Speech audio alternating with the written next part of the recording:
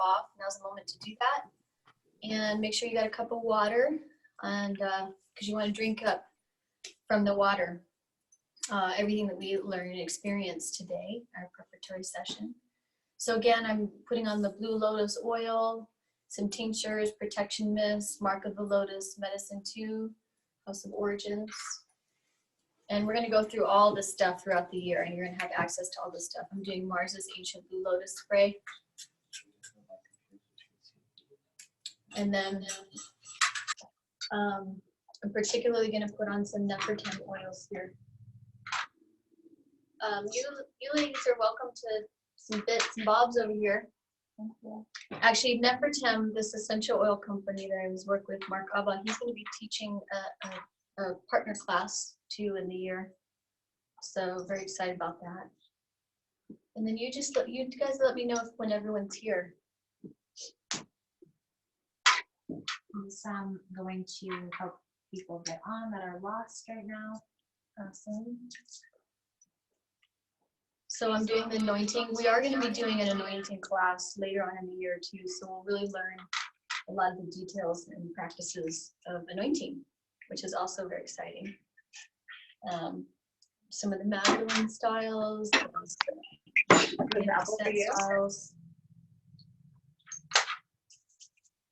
And then of course, my little tuna. I got my basic stuff I do every time, and we'll go over this throughout the year.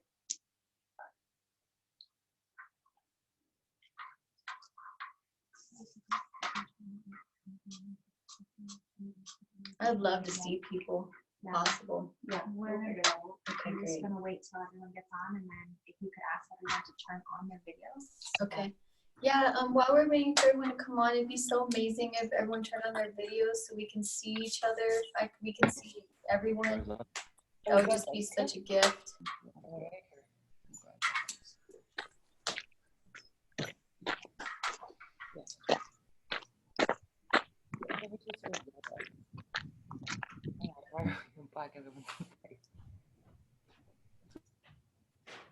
Making sure everyone is on. There's still some people missing. Is Marcia here? Awesome. Yes, I'm here. Great.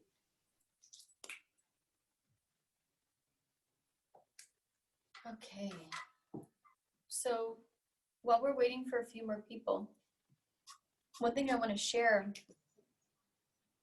that is part of, a big part of this year, as you all know, is the Tree of Life, the Tree of Eternity. And literally everything that we do, we've been mapping the session of the day or mapping an altar.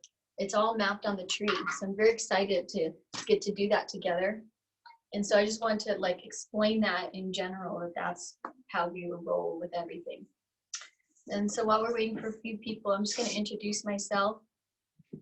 And then once we're all on, we're going to open the directions. My name is Isis Indria, born in Mesa, Arizona, raised on the island of Guam. I'm a Chamorro woman, native to the Pacific, so I have a little bit of the Germanic tribes in me. And I'm a student, an eternal student of these ways. I will always be a student. One of the things I love about the mysteries is it just doesn't stop. We just keep learning. That's why I love it so much. And I'm here with my companion, Ricardo Baldonado. And I just want to share while everyone's coming on that, today really with the Sweat Lodge on the 1st was we made a prayer for the Oracle Arts Apprenticeship. Awesome. We did a prayer lodge just for the Oracle Arts Apprenticeship, the Academy of Oracle Arts, and through a series of events that we'll keep, exploring in the long journey of the Oracle, a prayer pipe was passed on through Marza, and then it transformed, and then it was passed on through George Bertelstein. And today was the first time, Ricardo and I together, Ricky, we went to George and we did a little ceremony of George, and he passed the prayer pipe over to us. And he packed it, and we made that first prayer. And then today, this morning, was the first time that what I taxed the pipe, and that we pray with the pipe for the Oracle arts.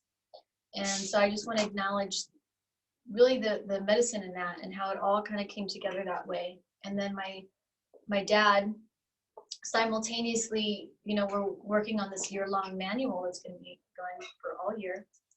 And my dad simultaneously was editing and giving some of his energy into the manual while we were praying with the pipe. And I just wanted to acknowledge the simplicity and the power and the magic and the mystery of how prayers set in motion and how prayers continue forward. And this entire project, or medicine of the legacy of the Oracle is all founded on prayers. And it's just really the heart of everything we do here. So I just wanted to acknowledge that. And are we all here now? I believe so. Okay, awesome. Woo! Okay. Isis, we're having trouble. So I'm going to be going back and forth. I'm going to look here sometimes to look at everyone because this is my viewing monitor to I've done view, that. and then I also want to see people, so I'm going to look over here too. Maybe going back and forth. It's texting you instead of. And something that I do want to share is that today is primarily like introduction to the entire year and some basic details, and then tomorrow is where we go deeply into ritual. And we're gonna pass some very simple rituals tomorrow to start our journey, today for tomorrow to start the journey. Before we begin, I just make sure if you don't have a glass of water, for the new people that came on, please get a glass of water. And then if you have some medicine to cleanse yourself, sage yourself, now's a good moment to do that. And can we just quickly show everyone the altar so they can see what they're tuned into, and then we'll call the directions. They see the altar right here. Perfect. Great. Yep. I'm millennial consciousness. But yeah, it's that one.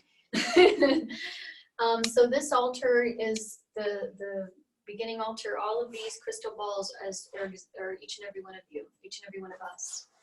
And Todd Gouge, Vidya, they brought forward this basket of crystal balls, and they didn't tell us how many. And then today when we were setting the altar, it turned to be the exact number. So that's just another indication of the magic of this work that we're doing. So I just wanted to introduce the Oracle crystal balls at each and every one of you at the center of this altar here. And just feeling like we're all in a circle here right now too with these crystal balls, and we're going to keep praying with them. We've been praying with them for months now. Okay, awesome. So what I'm going to do is just do a very simple, very quick acknowledgement of the holy beings in the 8 directions and the 3 worlds. And I'm going to do it really simply, and throughout the year I'm going to pass this on and we'll go deeper. Now, why we're doing the 8 directions is per, and Mars is going to speak right after this, is per my elder Marza, the elder of this fireplace, this Oracle fireplace. She got a very clear oracular transmission that we also need to work with the cross quarters. So now we're doing 8 directions and 3 worlds. So I'm going to do this very simply, and then we're going to keep the ball rolling. The sun disk ball of the scarab, Kefri, rolls across the sky. And when I say the ball's rolling, I mean that the scarab here, Kefri, Kepura, he rolls the sun in the sunrise. It's a sunrise, like the first light of the sun is the Kepura, the first version of the sun god Ra. And when he keeps the ball rolling, he's rolling the sun across the sky. And then the sun then enters into the mouth of the body of Nut. So when I say keep the ball rolling, we're imagining Kepura, the scarab, rolling the sun. Just like that. Okay. May I have a little the tobacco? Thank you so much. And, before I do this, I just want to take a moment to acknowledge Sonia Rose Foy and Roxanne Ruby and Ruby Chase. These 3 divine beings, temple keepers, are the reason why this is all coming together in this manifested way today. Now everything's come online, so I just want to acknowledge each and every one of you that way. And then I also want to acknowledge Naz, Magdalene, Trepanier, and Laura Douglas. And I'm going to speak more about this later, but this prayer for this apprenticeship is literally Maz, Laura, Roxanne, and Sonia's prayer. So like I said earlier, this is all founded on prayers, and so I'm just serving the prayer that they set in motion. So just want to say thank you, the four of you, for setting this prayer in motion. And we're all going to do as we do, and I'm going to do my best to serve your prayer that all of us get to come around and learn and deepen in. So thank you. Can we acknowledge the directions here? And then gonna invite our, to you, Martha. I'll introduce you. Okay, so I just want to say, these grandmothers and our fathers, holy beings of the East, Aset, calling you here into the circle here and now. Thank you, Aset. Holy beings in the Southeast, too, Sekhmet, calling you in here. Please be with us, Sekhmet. Holy beings of the South, Sirket, calling upon you here, Sirket. Please be with us here and now. Calling in the Southwest, Ner and Rek, calling upon you to please be here with us now. Into the West, Nebhet, calling upon you, Holy Being, to be here with us now. Calling into the Northwest, Ombu, calling upon you to be here with us now. Please be here with us now. Into the North, Tunith, calling upon you here. Please be here with us now. And calling into the Northeast, calling upon you, Tehuti, both Hermes Trismegistus, thrice greatest born. Please be here with us now. And calling upon you, Oser, and then at one. Please be here with us now. Calling upon you, Seshata Heteri. Calling upon you, Mut. Please be here with us now. Calling upon you, Geb. Thank you once again, Geb, for this blessed earth that we are inhabiting. Thank you again, Geb. And to you, Shu, and to you, Tepnut.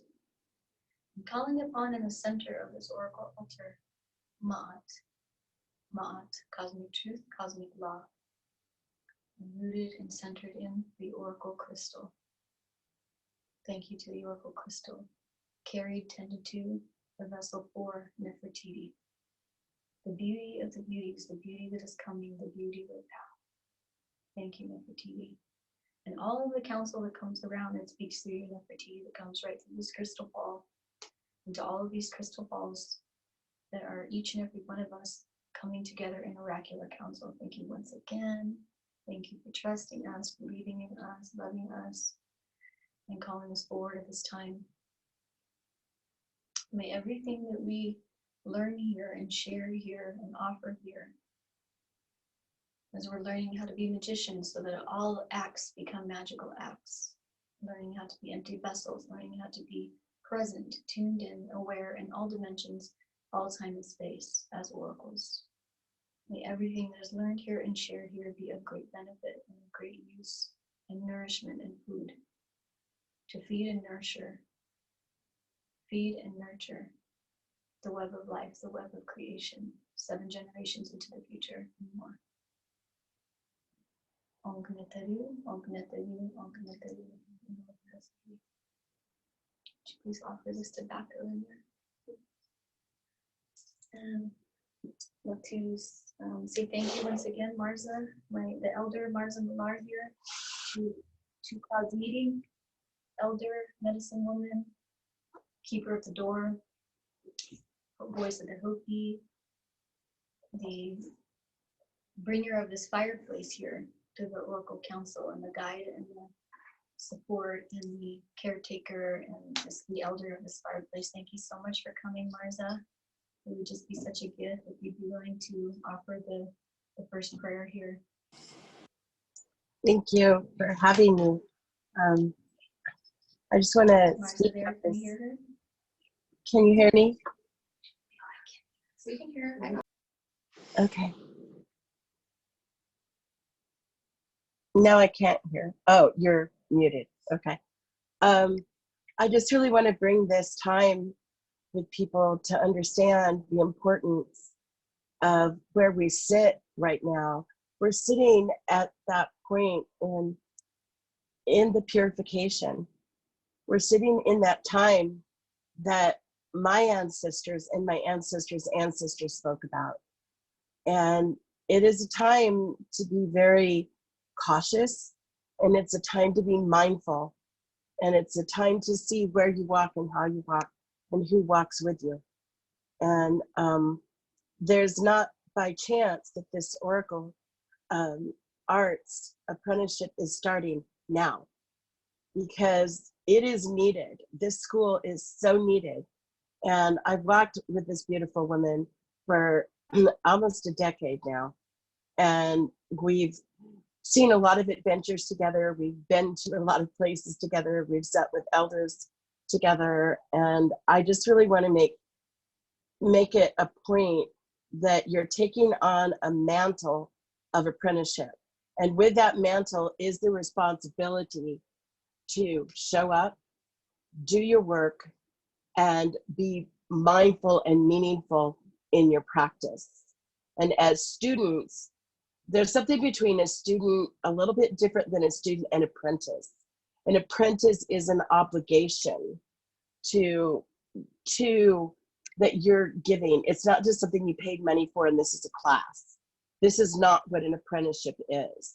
An apprenticeship is a time where you sit quietly, you do your due diligence to learn, you do your due diligence to reach those goals that are obtained not only by the leadership of your teachers, but also the alliance of each other.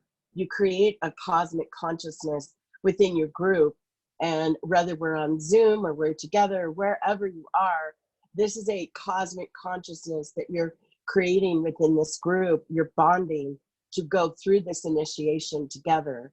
And there's something even just in the bonding of the initiations.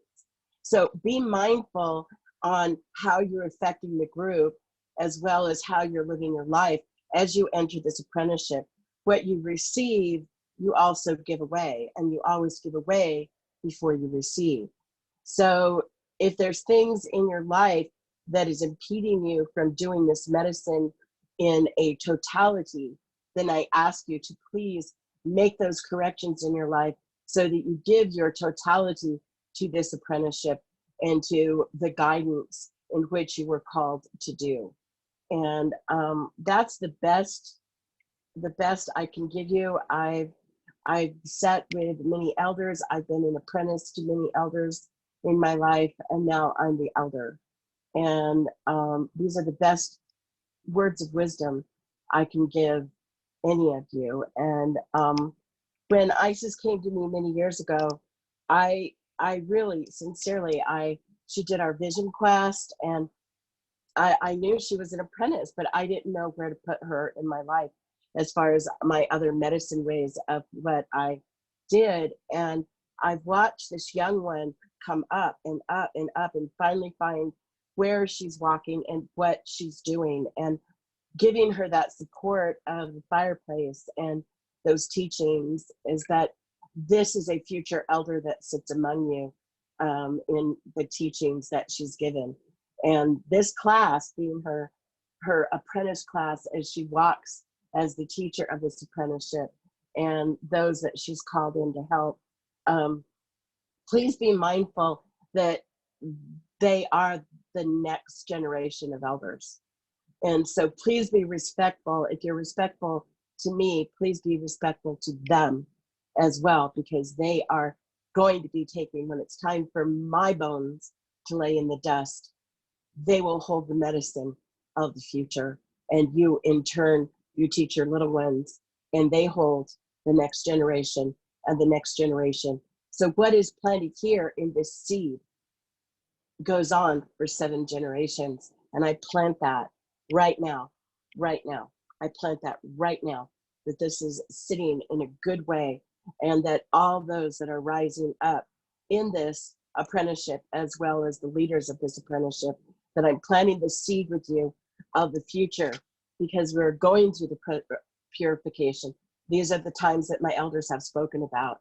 And we've got some things to walk through. It's not just a few months. We've got things to walk through. And we need to walk connected between heaven and earth, our feet on the ground, and our prayers to Creator, and to know that we work with the unseen, and we know how to work into those shadow places to bring the light back in, which is negating from our world right now. So let me give this prayer. Grandmothers, grandfathers, receive our hearts. Ancestors, I call to you. I ask you, ancestors, please come. My elders that have crossed over, I ask that you come and sit with us. The generation of elders, those from Egypt, those from the elder lands, those from the ancestors here on Turtle Island, those that have come from all over to sit at this fire, for this is a fire of uniformity. This is a fire of unification of ancient ways. We call those ancient ways back into our bones. We call them back. We hold that our body's water. We hold our DNA. Our DNA is our ancestral ladder back to the ancient ways, that we perform our rites. We drink the vibrational waters. We herald the temples of today and yesteryear. We ask that you come, all of you come and sit with us as we walk this year together in a good way, and that we sit quietly and humbly in these new initiations that come upon us. Please, Creator, be with us. Haina hai, haina ho, haina ka. Ho. Thank you.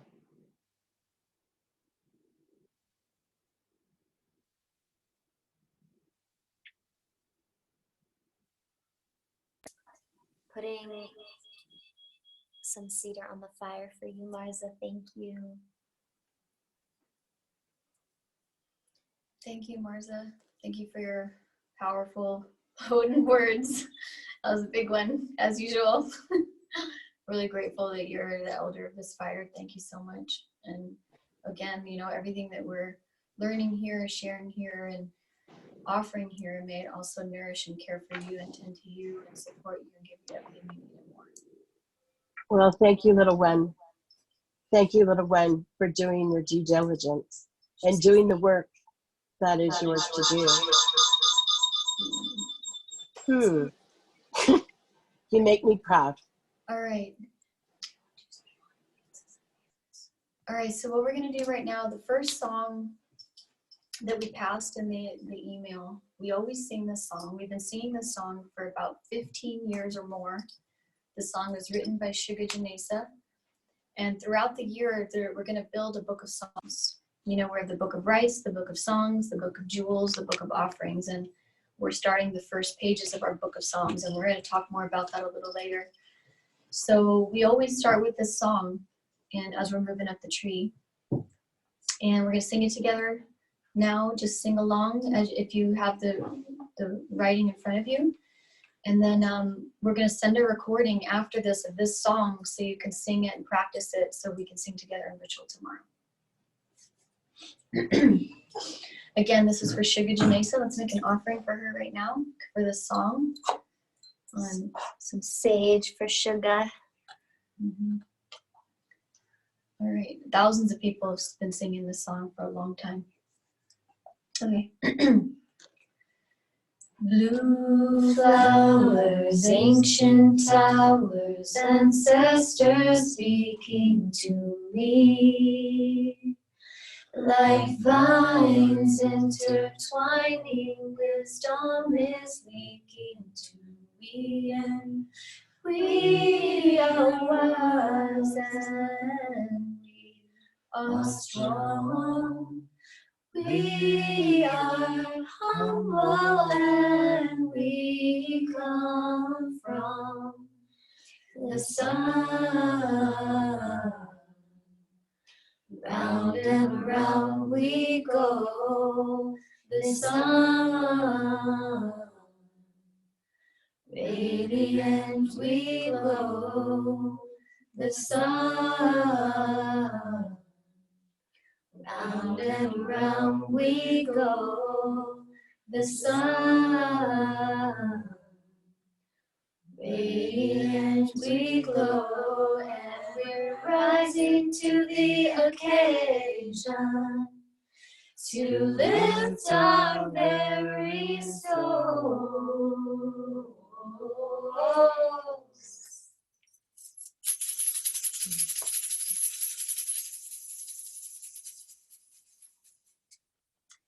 So making an offering here to the ancestral homelands here of the Nisenan people, Shelly Covert, Ginger Covert, this place called Ustama.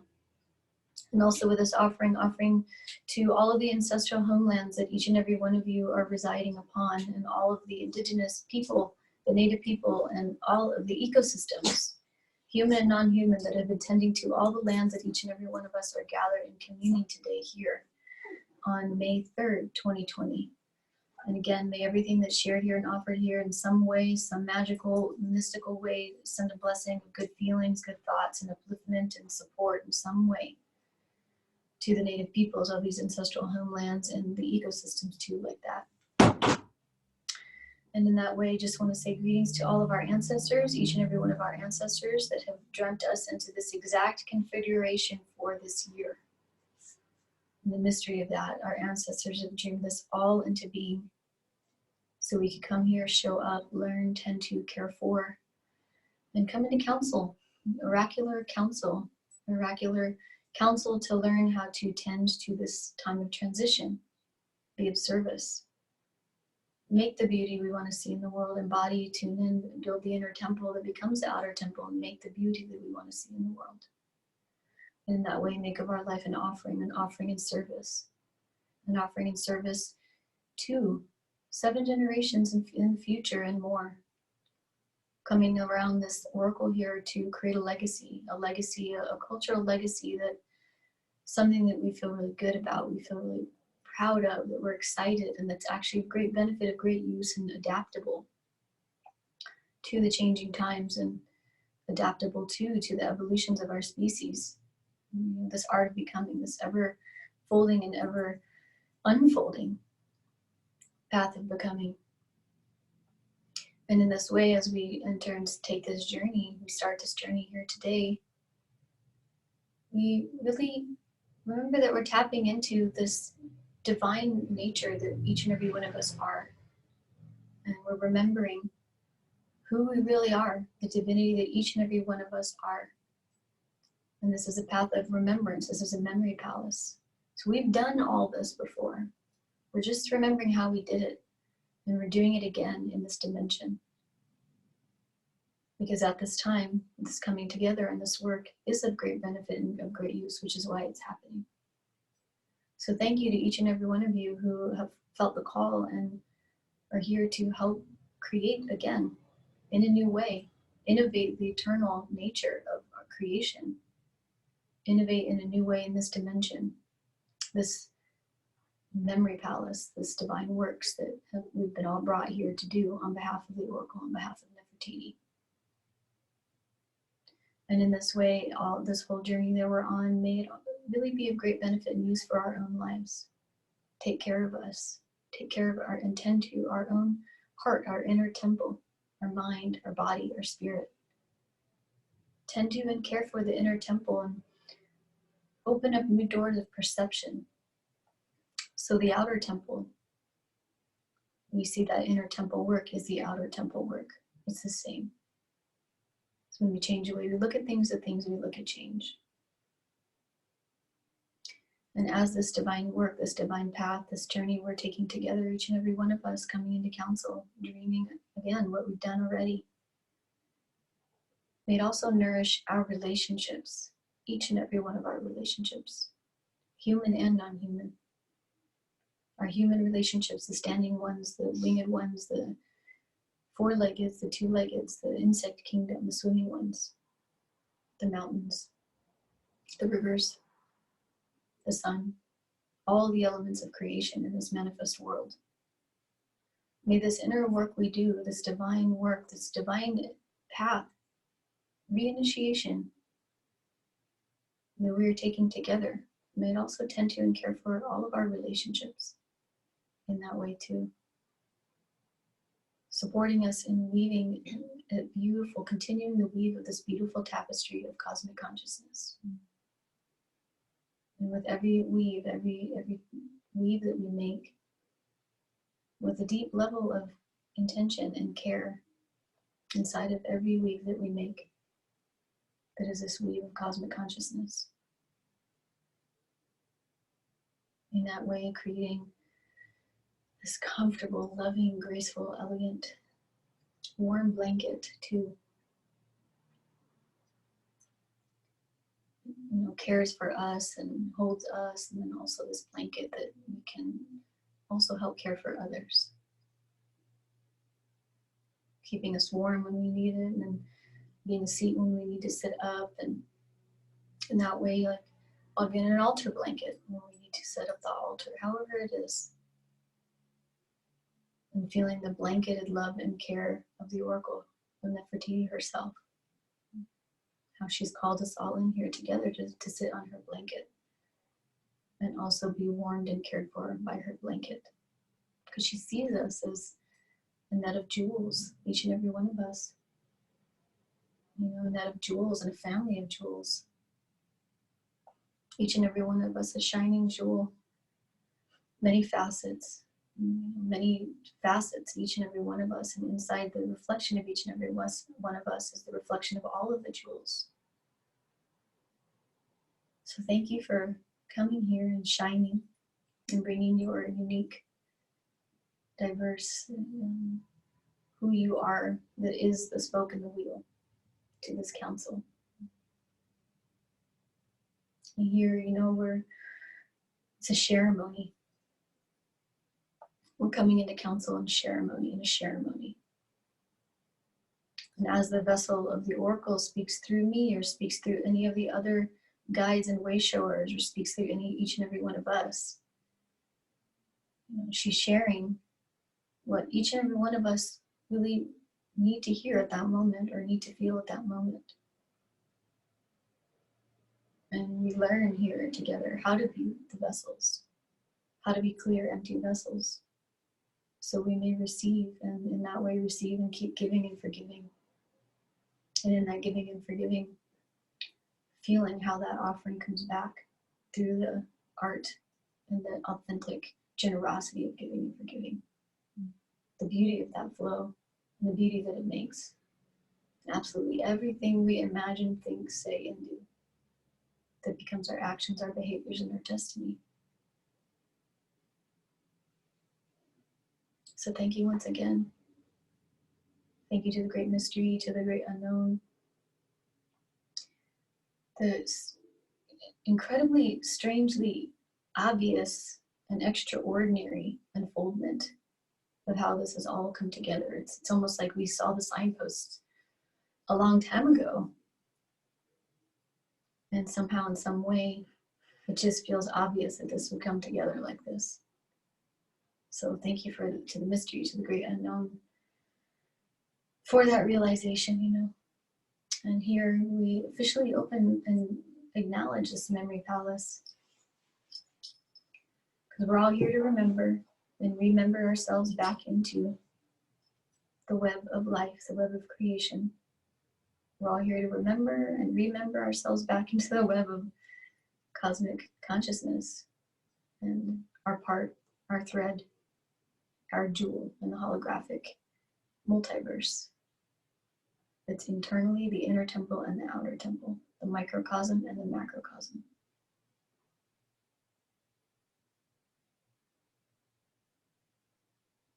Thank you once again.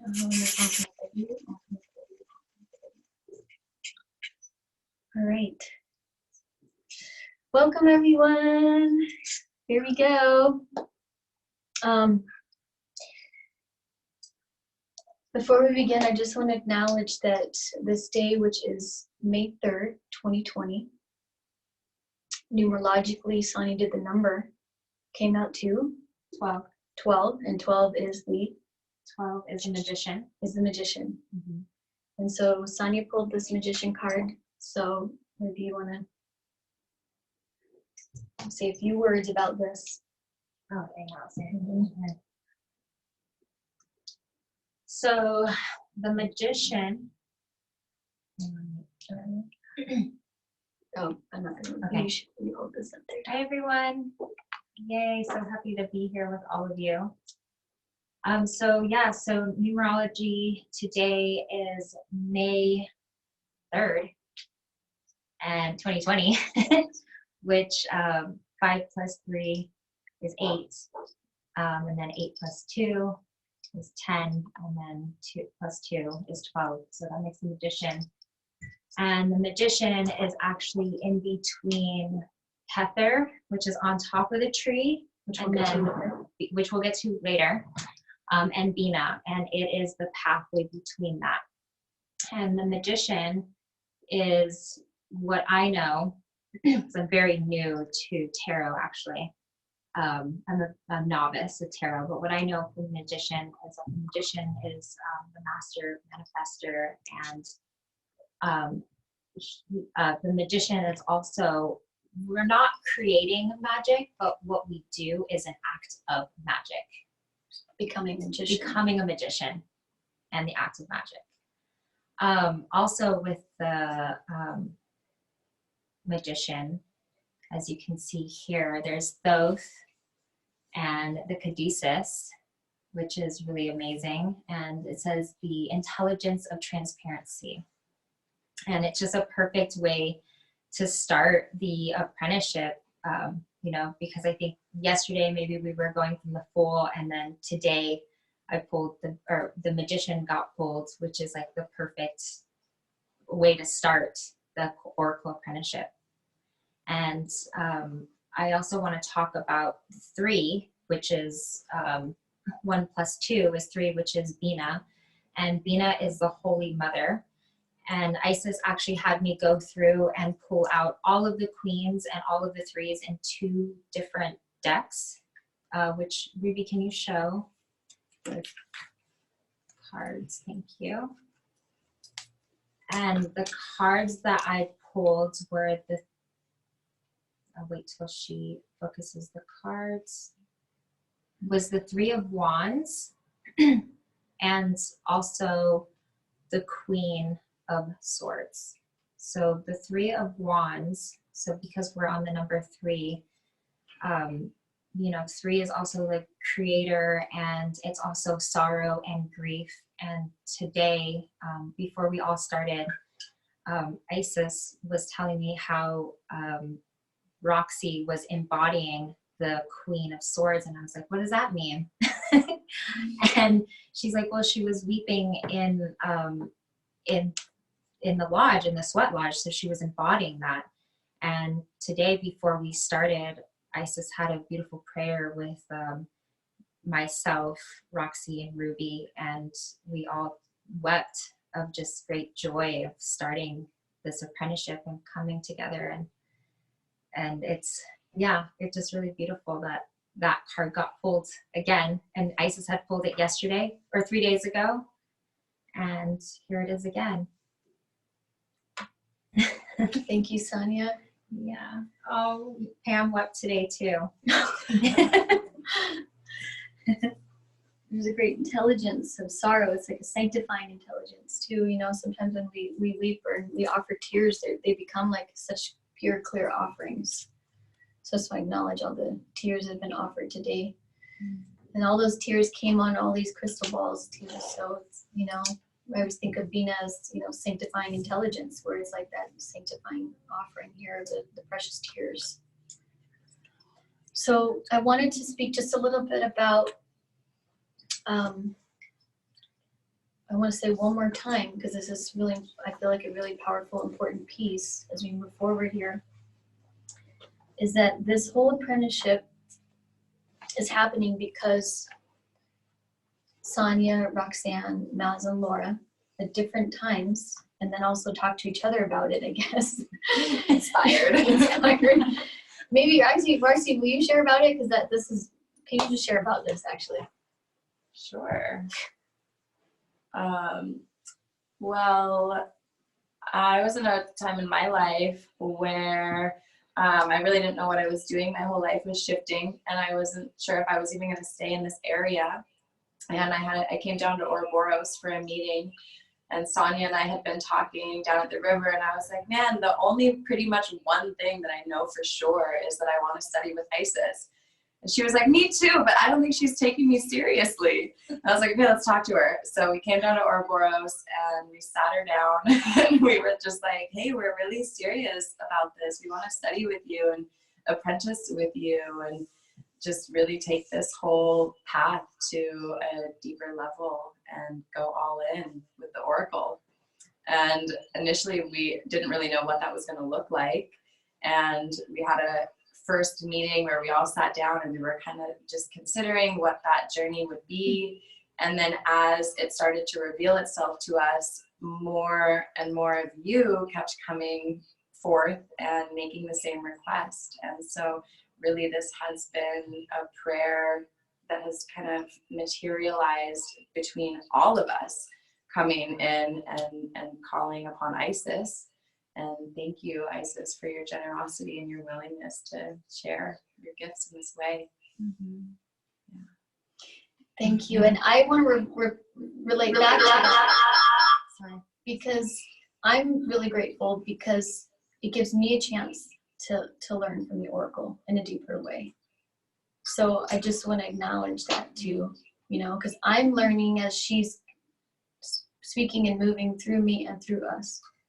And I feel like that's a very fundamental core teaching that I'm learning from the Oracle, is that how to listen to her and pay attention to her as she starts to communicate what wants to be revealed. And the timing, whether it's through me or through other people. So I'm also really excited because I'm getting this opportunity to deepen in this way too. And so I just want to acknowledge that and, you know, offer it up here to Maz or Laura if either of you want to share anything, because you both also made this request a long time ago too. I know you're together, right? Hi. We're together. Mhm. Yeah, I feel like, hi everyone, I'm Laura. This has been like many years in the making, and I met Isis through Maz. Maz met her first, and I remember even after the first time Maz met her and came home and was like, we have to learn from her. We're like figuring out a way to make an apprenticeship. And ever since then, we've just kind of been like continuing and building the relationship, and it's extended into this like really beautiful community. And it's really, really nice to see that really happening. This is grateful. Thanks. Yeah, I'm really excited. Sorry, I'm gonna move this.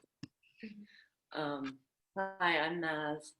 I'm really excited for this. I also just shed several tears in gratitude for the beginning of this process. I met Isis like 4 or 5 years ago, and after going to the first serpent path, ended up staying at the Mesa, and I don't know why I had like this little rabbit's foot in my car, but I remember making this like offering for you, Isis, and like giving you all this tobacco and just being like, okay, here, I want to apprentice under you, like this is my gift, and I don't know what that looks like. And yeah, so it began a deep dive in many magical teachings that actually led me to other teachers and studying alchemy and all these things. And I'm really stoked. That was many years ago. So thank you for your willingness to share, and for, you know, Laura for joining me on this journey, and for Roxy and Sanya and Ruby for like really just like getting the torch lit and making this happen. Wow, my makeup's like so smudged. Anyways, thank you all so much. And Marza also, like, love you so much. Yeah. Thank you for that. So, you know, once again, I'm like blown away by what the Oracle does. And so I'm just following her lead through people. So I just wanted to officially introduce everyone to the 4 pillars of this entire year. I'm going to put some cedar on the fire for our 4 pillars. Thank you guys for carrying the torch and making this happen. Thank you. So for the 4 pillars for the whole year, thank you for doing that, Ruby, are Roxanne, Ruby, Sonia Rose Foy, Magdalene Tricani, and Laura Douglas. And they're the 4 pillars. Please share what your pillars are. Okay. Wow. I love how you just like to surprise us like this. It's not me, it's Oracle. So we have 4 pillars, which are the 4 directions, and we're going to rotate throughout the year so that way we can have a space to integrate with everyone, and in between our sessions together we can be able to still gather and talk about what we've learned and what we're continuing to learn and all of our coursework in between our sessions in person, and really just have a space where we can integrate together, because we've been talking a lot about the importance of integration when we do these deep, profound workings together. And so the pillars will be your point people for integration, and also any questions that you have or things that come up. You can come to the 4 of us, and we're going to do a divination today where we will separate each of you into 4 different groups to pair up with the 4 pillars and the 4 directions. And we'll be learning more, of course, during this journey about what each direction symbolizes and all of the meaning that that has. And then we'll rotate. So each 3 months we'll redo the divination and shuffle everyone again. And so you might be with the same people every time. You could be with totally different people each time, but we'll let the oracle decide on those groups. And I'm the North. And North is? And North is sick. Me. Me, yep. And what pillar? I'm learning too. And what pillar? Actually. Oh, I'm the South. But in our magical compass, South is at the top. Yeah. So I'm the South. Which So I'm is? just holding it down. Which is? Serkat. The pillar of? Fire. Whatever, we have truth and. I don't quite remember. Okay, we'll get to that later. So, We're apprentices. so South is? South is fire. And no. Serkat. Serkat. Sorry, thank you. Okay. Serkat. Sonia? I'm North, Neath, and also to Midnight, Tahuti, the ancestors, also the hummingbirds, and so I'll be the pillar of the North. Maz, Laura? Hi, I'm East, Osset, Truth. I'm West, Water, Nebhet, and Neptis, and Integrity. So who's on the, what are the names of Bean and Hokla? Wisdom and understanding. Yeah. Okay, so what are the 4 pillars? Just their meanings. The 4 pillars are? Wisdom, understanding, truth, and integrity. Okay, everyone got it? Good job. So the 4 pillars are? Wisdom, understanding, Truth, and and integrity. integrity. Okay. So So those, write that in the chat. so those are the 4 pillars of this Oracle clan, this Oracle temple here.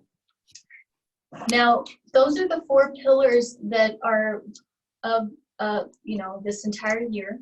And then each and every one of you, one of the requests on behalf of the Oracle is that something in your home, it can be a pillow, it can be a chair, it can be a stool, she's been actually telling me to tell a lot of people this, so it's very interesting, at least the throne part, is going to symbolize your throne.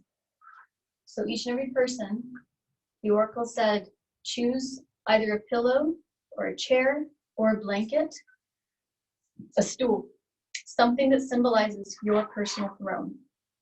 And that is your place, your throne, in relationship to this entire council, your personal throne, and where you sit with in your home for you to do all the works. And there will be past rituals throughout the year that are for the workings with the throne.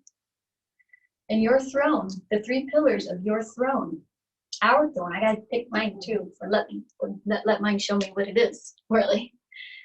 The pillars of the throne, the 3 pillars of the throne we all have are being held up by 3 pillars are self-love. And I just want to acknowledge Dakini Star. She's a living oracle. And Larissa, she rapidly channeled through these 3 pillars. Just want to say her name here, Dakini. So the 3 pillars are self-love, will in alignment with the will of the divine, will in alignment with the will of the divine, and the cosmic serpent life force energy. Cosmic serpent life force. And those are your 3 pillars that are holding your throne for you, for each and every one of us. I'm not sure where I'm supposed to look. I'm like, I have a computer here, a phone there, and a phone there. This one. This one. Okay, cool. I'll tell you what screen is You highlighted. tell me where to go. Okay. Got you. So your 3 pillars are for your throne, which is your pillow, your blanket, your chair, just your particular throne that nobody else sits on. It's just yours. It's not, your partner's not meant to sit on, baby can't sit on my throne. Your partner can't sit on your throne, and I can't sit on his. This is your individual, just for you, to do your magical work throughout the year, your transformational work, your work in cultivating that divinity internally, continuing to remember the divinity that is you. And the 3 pillars of your throne, once again, are self-love, will in alignment with the will of the divine, and the cosmic serpent life force energy. And then your throne is connected to the 4 pillars of the Oracle Temple, which are truth and integrity, wisdom and understanding. Okay? Are those 4 pillars related to a direction? Yes. Each one? Would you mind telling us which are which? Well, I'm going to because there's going to be a moment, thank you, in ritual tomorrow for the 4 pillars. Sonia, Roxy, Maz, and Laura, please introduce tomorrow in ritual the pillar, the direction, and what pillar you're holding. So then we all learn together in that moment. Great question. Okay? All right. So the center of this temple, as you all know, is an oracle crystal. This oracle crystal came through whom we call, his little name was Gabriel. We call him the Archangel Gabriel. This crystal was given to Michael Manahan, which I like to call the Archangel Michael. And it's not that one, but this one is connected. You'll meet both of the crystals tomorrow. But thank you, Ruby, for doing that. This crystal has been charged by the main oracle crystal in 2001. And then that crystal became the center for thousands of people, hundreds of rituals, and led and facilitated a 10-year journey through the archetypes, new tarot archetypes, for thousands of people. And then that crystal, after that 10-year journey, came to Nevada City in 2015. It was living in Washington, Seattle. And through a series of events, which we'll share more, and it's going to be in your first body of writing, through a dream that led to, it was connected to Marza and is connected to Dom and her, but I was in Dom and her, went through the Oracle initiation, she was in Dom and her, worked with the Oracle clan, and then that Marza brought the fireplace, and we're going to tell this whole story in detail later, brought the fireplace through the dream. That is the first of 7 Lemurian fireplaces connected to the crystal ball. And from that crystal ball, through all the stories, Todd Bouge, NVIDIA, had a vision, particularly that it was time for another crystal to come. And this was after Maz, Laura, Eve, and I went and did a Lemurian initiation rites with Marza in Hawaii. So we did the Lemurian initiation rites with Marza in Hawaii because this is a Lemurian fireplace.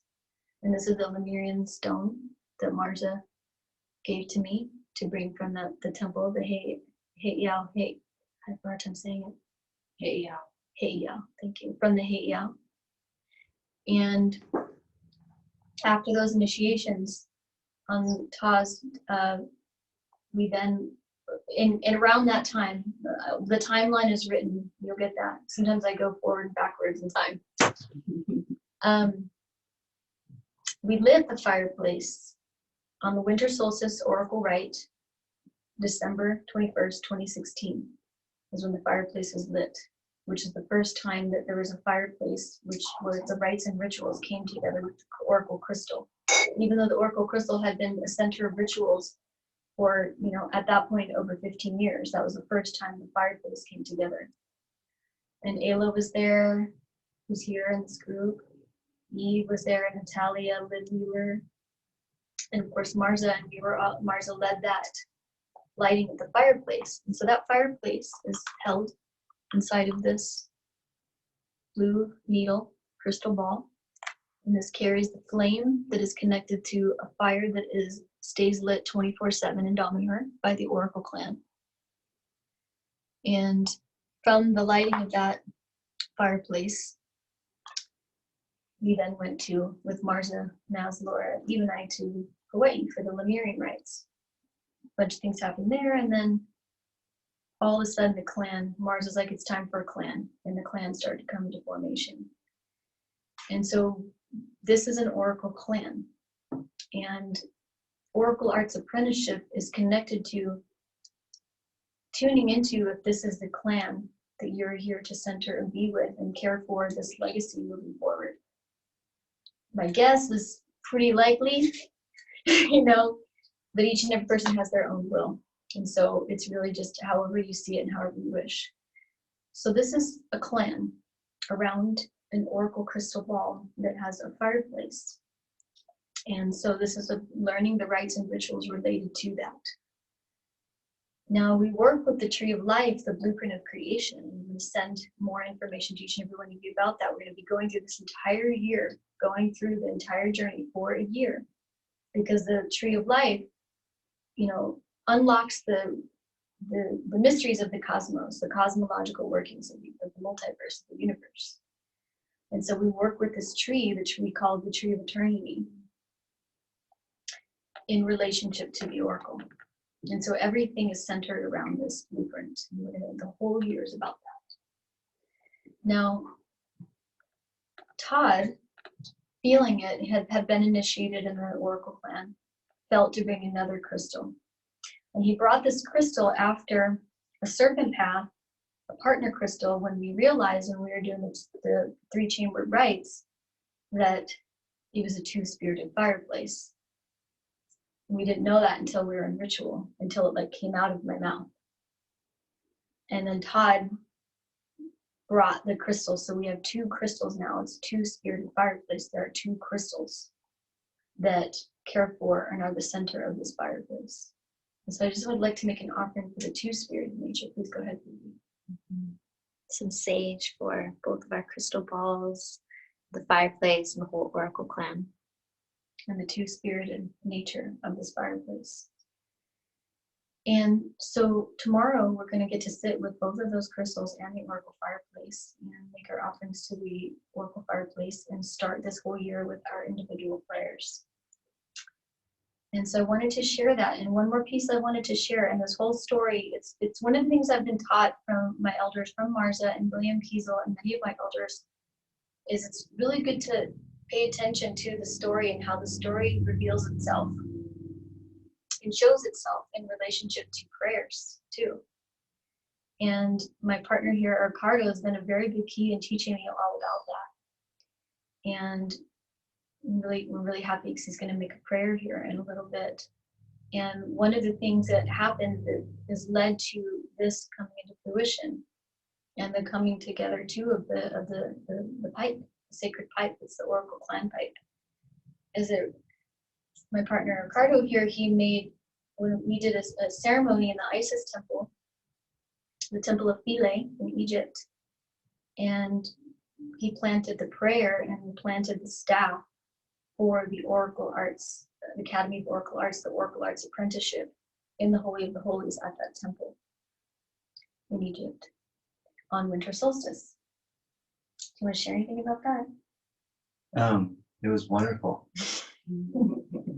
I had no idea what we were going to do, which is starting to be comfortable with that coming around the Oracle altar. I had no idea what's going to happen, and then something happens. And so it's profound to look back and to see, and I was sharing this with you in the sweat lodge, is that, wow, from the Isis temple, made a prayer for this education, this Academy of Oracle Arts education to come about.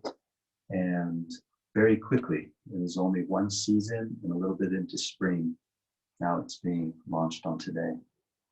So, and I was observing from the sweat lodge and just thinking about how we were talking about this morning with the pipe, that just from the very first time you opened up maybe a mystical book, or you first met someone that shared something about Hermetics or Kabbalah or something about Egypt, that very first time, and then all the way 20 plus years of all this education, and then getting introduced to the Oracle and all these other wonderful people coming around the Oracle, and everyone plays a different position and aspect to come together to make movement with prayer, ritual, making offerings for something beautiful for this earth, for people, for humanity, for children, for the waters, the elements, everything to flourish in this abundant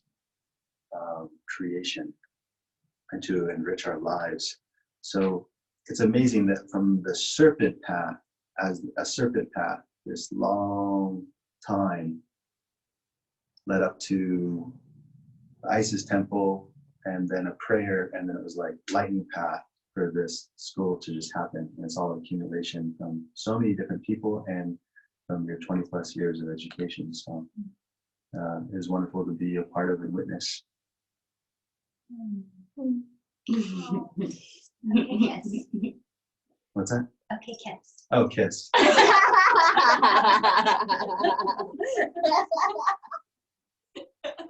Heart melts. Thank you. Mm-hmm. Let's make an offering to the ice temple of Night. I'm gonna do some frankincense.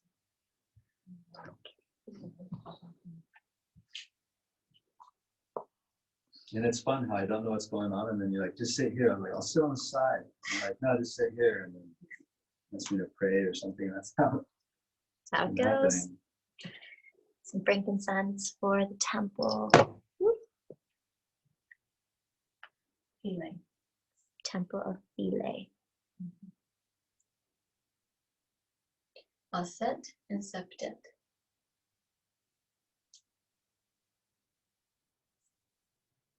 Okay, thank you. All right, keeping the ball rolling by the scarab. Jeffrey. Okay, so what we're gonna do now, it's 2:04. Something that we would love is just very briefly, very quickly, and you'll be called upon, just please state your full name and your ancestors, can be your bloodlines. This is not the moment to tell a whole story. It's just to really like state your full name. You're introducing your full name to the council and to the crystal ball here, and acknowledging your ancestors. And even if you don't know that much about your ancestors, that's okay. You can just, whatever you do, whatever you have learned, or whatever you feel, just state that. So this is introducing yourself to the oracle crystal ball and to the fireplace. Yep. And one thing that we've learned a lot from Isis about when it comes to ritual is the importance of keeping the train moving. So in order to make all 35 of us have time to share, we're going to just do the magical alphabetical order of sharing today.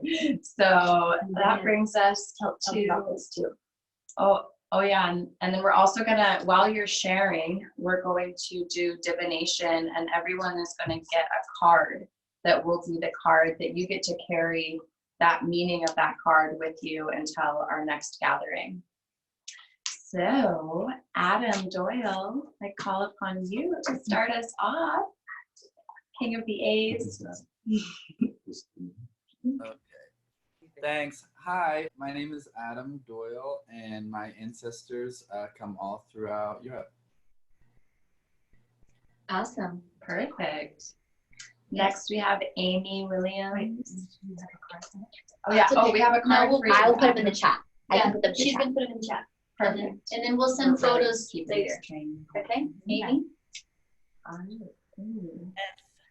Hello, everyone. Greetings to the Oracle clan and the Crystal Ball. My name is Amy Williams, and my ancestors come from the Ashkenazi Jews and the Irish, English, and Scottish tribes. Also, my soul ancestors from the land of Korea. Beautiful. Welcome, Amy. And next, we have Ayla. Hello, everyone. My name is Ayla Maria Nerio. My mother is Lynn Marie Greener. My father is Philip Nerio. Philip Nerio's family is Maria and Osvaldo from Italy. And my mother's family is Eunice and Walter, and their lineage from Eastern European and all over Europe. Welcome, Ayla. Welcome. And now we have Barbara.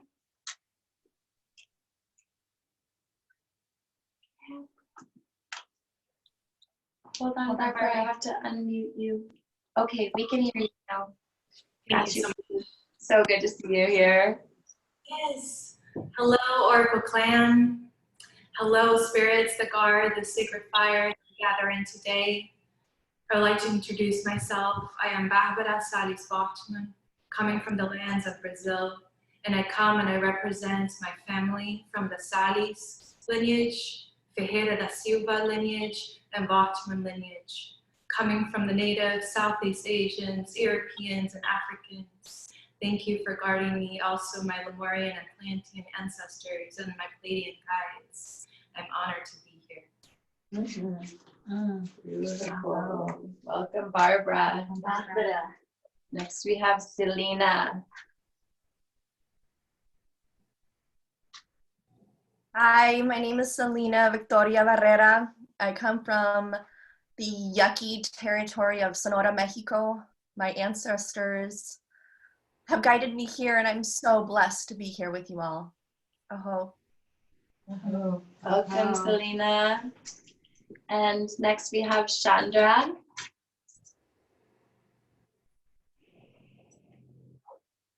Blessings. It's so nice to see you all in person, especially these 4 pillars. Thank you all, ladies, for being the inspiration for this beautiful Oracle clan, and Marza for holding that elder position with Isis and Eric Ricardo. Thank you so much. My name is Chandra Michelle Robin Tracy. I come from Nancy Rosenfeld Tracy and Ronald Robert Tracy of Germany, Austria, and Hungary, and I'm so happy to be here. Thank you so much. Beautiful. Welcome. And Dana Mariposa. Hello, everyone. Thank you, Oracle Clan and the Meridian Fireplace and all of you. I'm Dana Elaine Schlick, and my ancestry comes from England and Germany, Ireland, Scotland, and Norway. Thank you so much. Beautiful. Welcome, Dana. Next, we have Hannah Perry. Hello, beautiful Oracle apprentices. My name is Hannah Rani Perry. My magical name is Aurora Rain, and my ancestors come from the Druidic and Celtic lands of Ireland and Britain. That's my mother's side, and on my father's side are the Scandinavian and Spanish people. Also, I have Ojibwe ancestors as well. I call them in. Thank you so much. Thank you. Beautiful. Thank you, Hannah. Welcome. Next, we have Caitlin Field.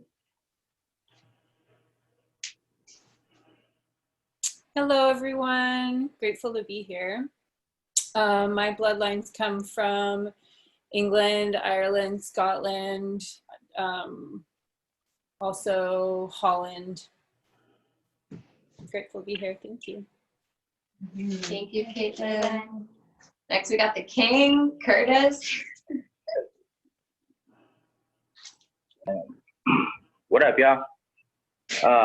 I'm Curtis Patterson. I'm Native American and Irish and Scottish, and I think a little bit of French and German maybe too. I just found out, but yeah. Yeah, welcome, Kurt. Yeah, thank you. And calling upon Laura and Maz. Let's just do both of you.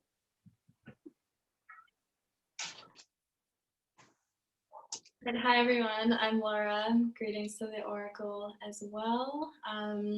My ancestry is Scottish and Polish, English, and Eastern European. Hi, I'm Maz, Magdalene Ellis Trepanier, and my lineage is our like English, British Isles, and French from France, and I'm sure many other things that I'm not aware of. It's really a true honor to be here with all of you. Welcome, Maz and Laura and all your ancestors. Next, we have Leruka, Jessica.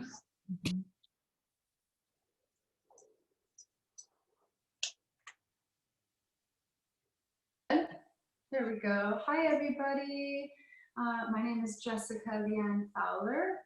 I sometimes pop on here as Leruka, and that's just because it's my daughter's iPad, and that's her name. I come from the Santiago lineage of the island of Puerto Rico, Metianos, and also from England and Wales, which is my father's side, the Falconers. So glad to be here. Blessings to you all. Aloha, welcome. Welcome, Jessica. And Margaret.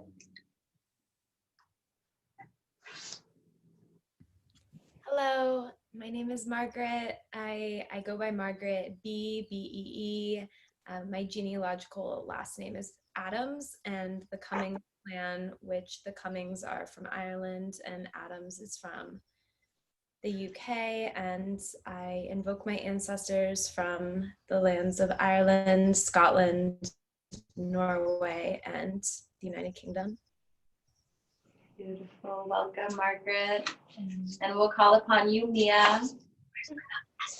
Hi everyone, my name is Mia Magic. My given last name is Banducci, and my ancestors come from also the Celtic Druidic lineage, as well as the ancient Italian and Roman bloodlines, lots of Dom and Her, Northern Italian, Tuscan vibes in there. And I also carry deep frequencies of the dragon realms and the Fae, and am a student of the Avalonian lineage from like the island of Skye and Scotland and Ireland. So I'm really just calling in all of the benevolent beings that have helped me. I'm very much a shapeshifter, so all of the beings and the ancestors and all of the teachings that have helped me to arrive here and dreamed me into existence to join you all in this moment. And so grateful to Egypt for bringing me to you, Isis. I know, me too. Hey, welcome, ladies. Thank you. And Marza, I don't see you on camera. But if you're we'd love to hear from you. I'm here. I'm here. I don't know. I think I know how to do camera. I had to switch phones. Okay, I had to switch to my phone. My birth name is Doreen Renee Schooler. My nickname is Marza. I am adopted at birth, and the bloodlines in my blood is Scottish, Irish, Welsh, and Native American out of the Northwest. And my adopted family, which I have the birthrights to, are Wind Creek Yavapai out of Sedona, Arizona, And my mother, my adoptive mother, is Isle of Skye. And I'm Hanaid to the lineage of the Pule family at Hikiauheau in the village of Napapo on the Big Island of Hawaii. Thank you. Thank you, Marza. Okay, next we have Misty. Aloha, Oracle Clan. Thank you, thank you, thank you, thank you, Pillars, Isis, Marza. Thank you for the space and the gift it is to be in it. My name is Misty Marie Spinney, and my ancestors are in Italy, Germany, and throughout Europe. And I look forward to deepening my connection and awareness to the depths embodied here at this time. Thank you. Thank you. Okay, and I call upon Nada Mas. Hi, everyone. So blessed to be here sitting in circle and council with all of you. My birth name is Lauren Davida Guerra Hoivetter. My name given to me by my teachers is Nada and Mas, two different teachers from those two names. And I come from Mexico, Guadalajara and Guanajuato, and also Germany and Ireland. Thank you. And next we have, I call upon Nadia. She's here.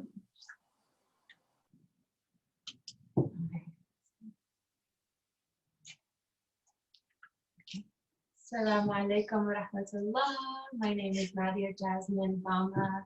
My father is Ali Abdallah Bama from the North African Berber nomadic tribes.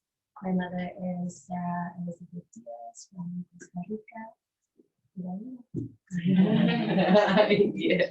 And next we call upon Heather Walker. She's going to come in here. Chipping around. Hi everyone, my name is Heather Nicole Walker, and I'm originally from Eagle River, Alaska, and my ancestry is from Swedish, German, French, Dutch, Isle of Skye, Blackfoot here in North America, and to all the ones that are unnamed and not spoken to at this time. Thank you. It's good to meet you all. Thanks. Welcome, Heather. Okay, next we call upon Pamela Flynn. Hi. Oh my God, I feel like crying again. I'm so happy to be here. My name is Pamela Rita Flynn. My ancestry is the Celtics. I'm from Ireland, and I have a lineage of with the Druids and the Fae. Yeah, you do. Thank you. You're going to the Druids, to the Yes. Welcome, Pamela. Welcome, Pamela. Thank you, guys. Thank you. Okay, I guess that's me. Hi, everyone. My name is Roxanne Michelle Ruby, daughter of Nancy Ruby, granddaughter of Mary Muggs, and great-granddaughter of Nell. My ancestors on my mother's side are French and Irish and Greek, and on my father's side is Scottish and German and English and French. A lot of European going on in here. I was born in Bozeman, Montana, and raised on the island of Kauai. Now I live in Nevada City, California. All right, next we call upon Rowan Rhett Peterson. Rowan. Hey, hello, I'm here. Hi. My name is Rowan. My birth name is Rhett Patrick Peterson. I was born and raised in Franklin, Louisiana. So I want to honor my Cajun ancestors by way of France, Spain, and the Canary Islands. I want to honor my English family from the Isle of Skye and Somerset, very magical lands. Also, I want to honor my mother, as she is a mystic herself that has gone without knowing her power. So I would love to embody what I hope that she can embody. Aww. Thanks. Welcome, Rowan. Okay, next we call upon Ruby Chase. Hello, everybody. My name is Ruby Chase O'Neill. I am the daughter of Larry O'Neill and Bonnie Wayman. Calling thank you to my grandmothers, May Love, Ruby Music, and Nellie Wayman. And I am Irish. I come very much from Fae realms and connect deeply with Celtic as well as Native American and Egyptian lineages in my soul. Excited to be here. And I call upon Sonia Foy. Hi, everyone. My name is Sonia Rose Foy, and I call upon my ancestors on my mother's side, Singapore, Malaysian, and Indonesia, and on my father's side, Irish, Ireland, German, Dutch, French, and English. Thank you so much. Welcome, Sonia. And calling upon Shazi Usman. Aloha, everyone, and the Oracle clan. Thank you all for being here today, and thank you for your offerings. My name is Shazi Sahibzada Usman, and I am from Hawaii, and my ancestry includes India, Pakistan, Saudi Arabia, Egypt, many other places in the Middle East, Spain, Portugal, Mongolia, and Manchuria. Wishing you many blessings and aloha. Yay, welcome, Shazi. And Tanya Clark, we welcome you into the circle.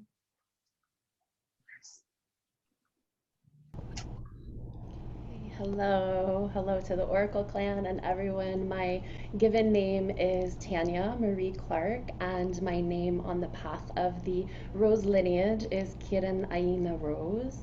And my ancestry is from Scotland and England and all of the places yet that I have learned. So thank you. It's all good to be here. Welcome, Tanya. What's her name? Kira? Was it Kira?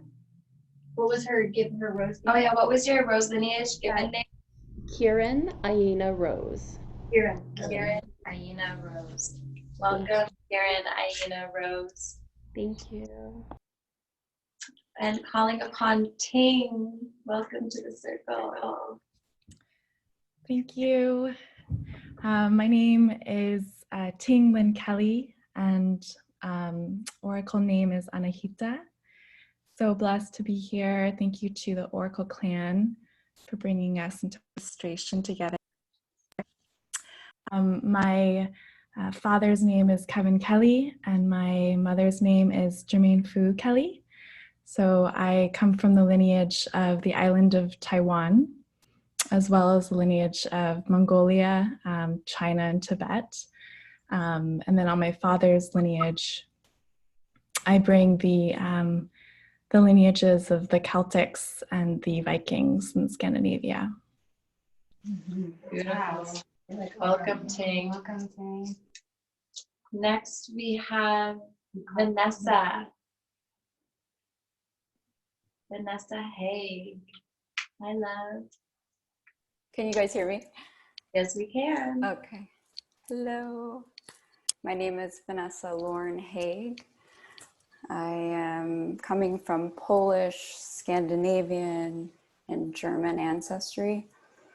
And I'm also calling in the ancestors that are still unknown to me and hopefully to be known in this process.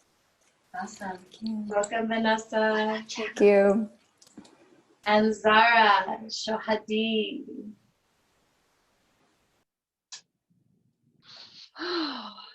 I am deeply, deeply honored to be here with you all. Greetings to you. My given name is Zahra Elena Shohadai. I go by Zara. Come from the lineage. My mom is Moni Eugenia Garzon Mendoza from Colombia, an unknown indigenous ancestry. And my father, Sayed Ahmad Ali Shohadai, from the Persian ancestry and the lineage of the Prophet Muhammad. Thank you so much.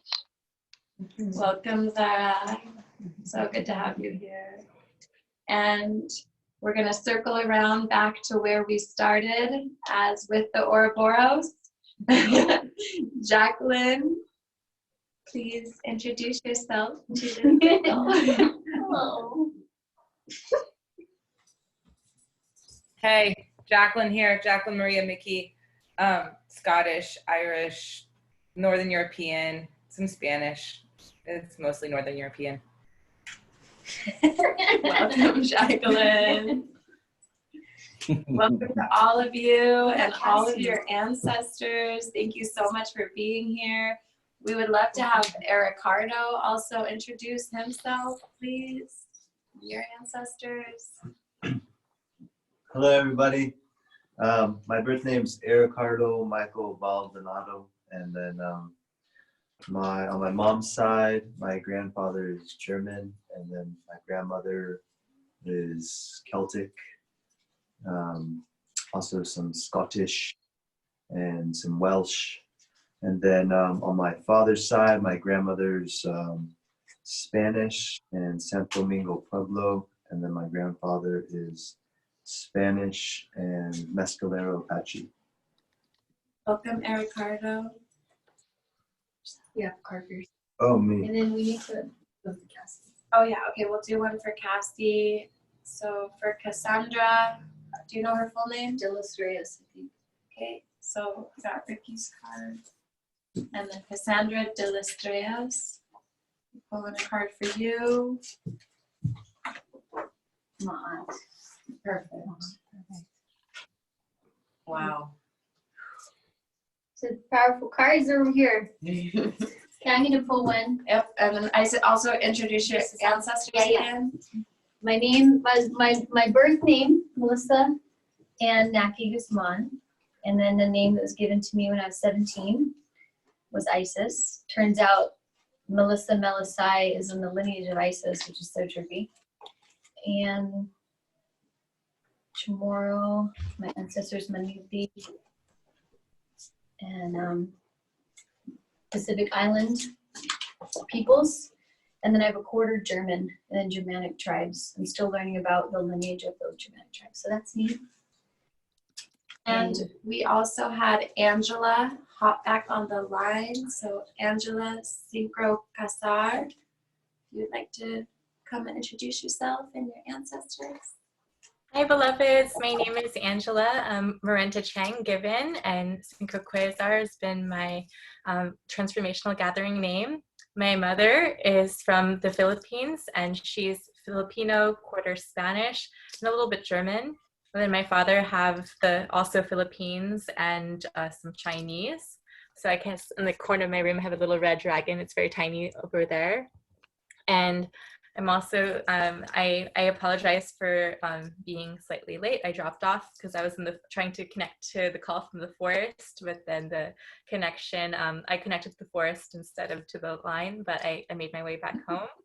And if we're calling in soul lineages, will we at some point, or do we, if it's, right now I have basically a Lemurian crystal with me, and that's been an awakening part of connecting to the oracle through Lemuria. So thank you so much. I'm so excited to be on this journey with everyone. Beautiful. Welcome, Angela. And Caitlin Field, would you like to speak your whole name into the circle so you feel complete? Yeah, hi, thank you. My full name is Caitlin Eileen Mary L. Field. I'm grateful to be part of this clan. Thank you. Good to have you here. We also have the incredible gift of Eve Bradford joining us right in this most perfect moment, as she usually does have impeccable timing to close out this welcoming, opening up the circle and welcoming of our ancestors. So Eve, if you would please introduce yourself to this apprentice clan and also your ancestors. Wow. Hi, everyone. So beautiful to see all your shining faces. My name is Ruben Bradford, and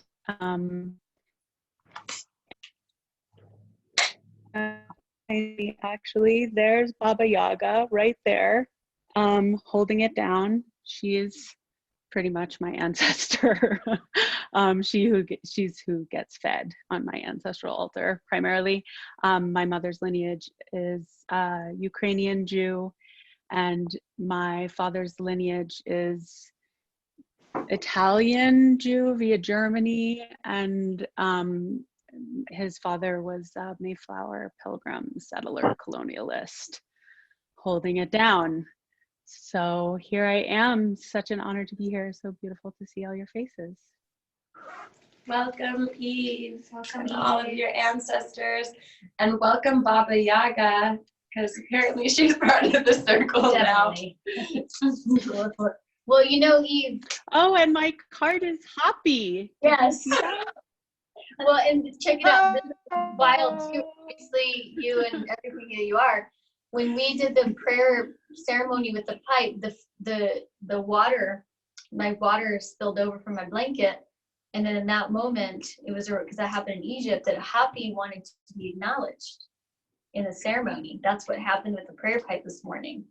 So, and your timing is impeccable, because this is the moment that we would just be such a gift if you'd be willing to, you know, share as an oracle, and really as an oracle of this fireplace. You know, for all of you that here know, or for those of you who don't know, you and I have been learning in the mysteries for almost 20 years now. And I mean, the stories are just wild, and they only keep growing. And, you know, I one of the things that is really a big part of what's being shared here this whole year is connected to our learnings together.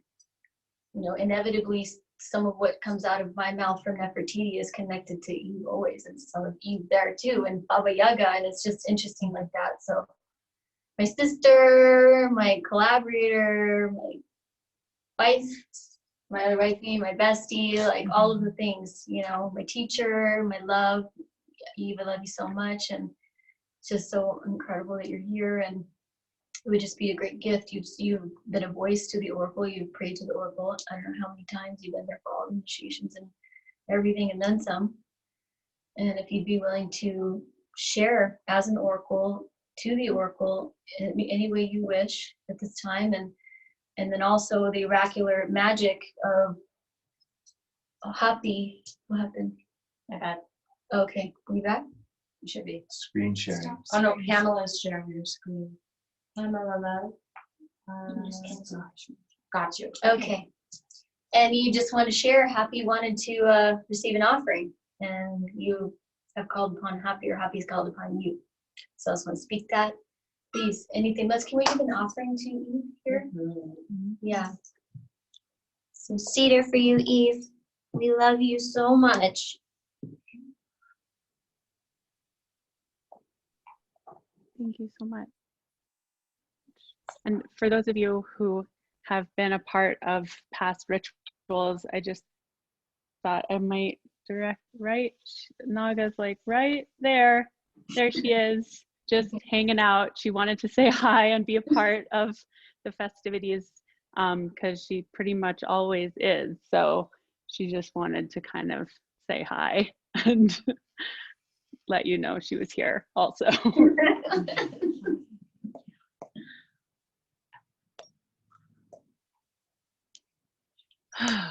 Okay, so offering to Happy, that's what's happening right now? Whatever, you're the Oracle, so it's up to you. Okay. You're in charge. Oh, you love to say that. That's your favorite thing.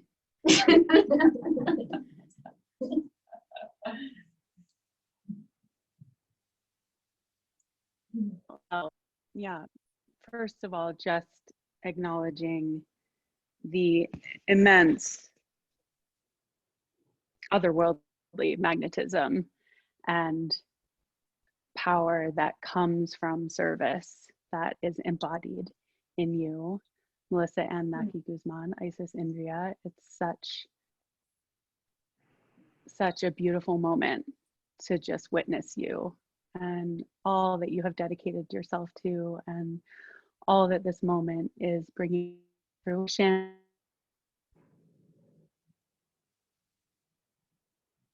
Of the fruit. May that cycle just continue for you, and may all that you give and all of the generosity that just pours out of you circle back 100-fold, 1,000-fold, 10,000-fold, because we all know that anything that circles back to you is just going to get given away again. So may that cycle and receptivity and offering and receptivity and the abundance that generosity creates just continue to cycle through your life and through the lives of everyone that has gathered here to be a part of this inaugural experiment that's happening. That's just so exciting, really exciting. So excited to see what unfolds and to contribute to that beauty with all of you. And also just to say hi to you, Ricky. Good to see you there beside my sister, standing as you have been. Just makes me so happy to see you both together. Hi.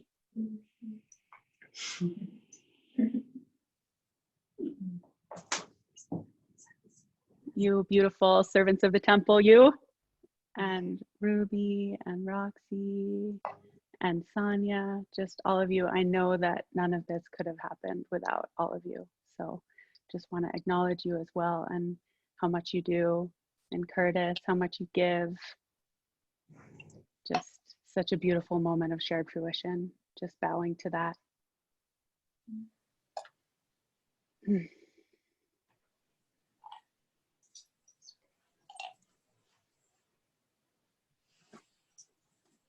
So just want to say hello. Oracle crystal, to the Oracle fireplace, to the bright spark of the Oracle that is flickering into life in each and every one of us, to offer myself to you as a voice at this time through this medium that is itself magic, how we can be so together when we are so far apart. So let your voice travel through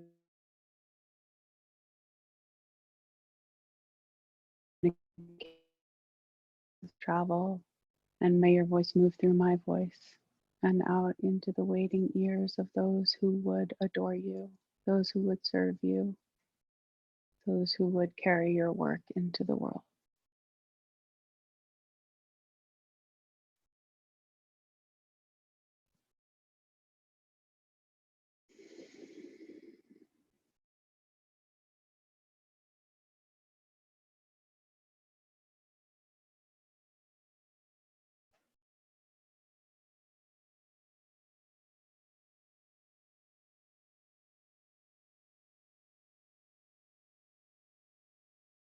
So the first voice that must be heard is the voice of praise. And so I give my voice to the voices of everyone here to speak to you, sacred Oracle, mysterious tractor beam that has called us all together in this time, in this moment, to live this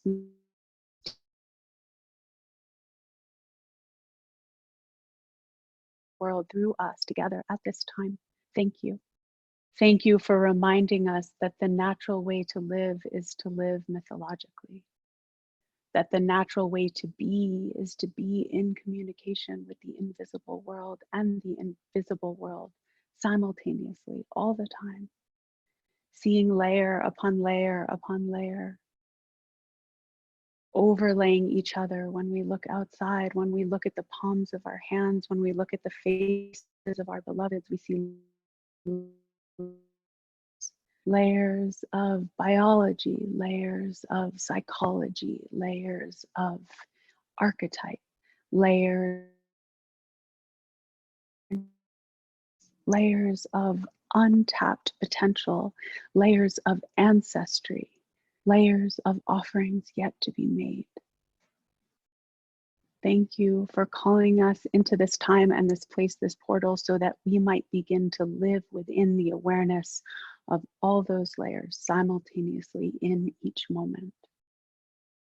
We understand and acknowledge that it will require devotion, dedication, focus, practice in order to live in this way.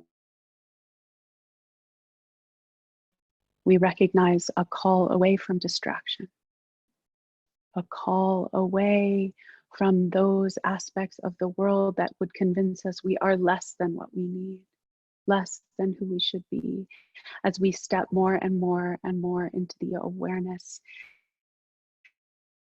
that all the raw materials necessary for us to become the full embodiment of our soul's purpose are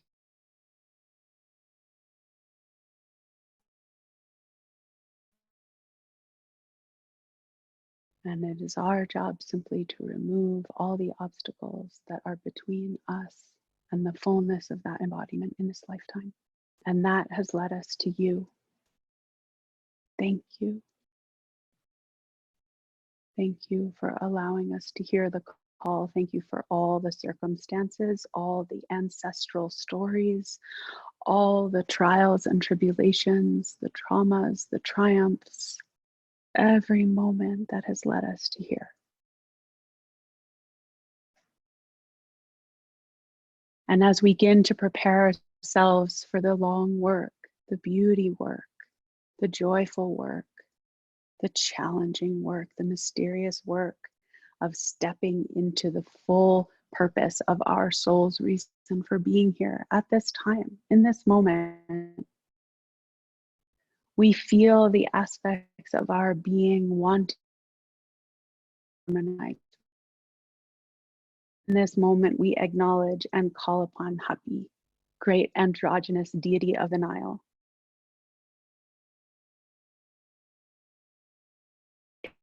Categorized, to be polarized, to be turned into a binary example of the limitation that we have been forced to live inside of, guiding us into a deeper way of being, a more fluid way of being, recognizing that the harmony lives inside of the changes that are incrementally occurring inside of each moment as our sensitivity builds, and so our capacity to attune to reality builds. And so we are always micro adjusting to call harmony forward into each moment. And you, Hapi, you teach us how to step outside of the containment,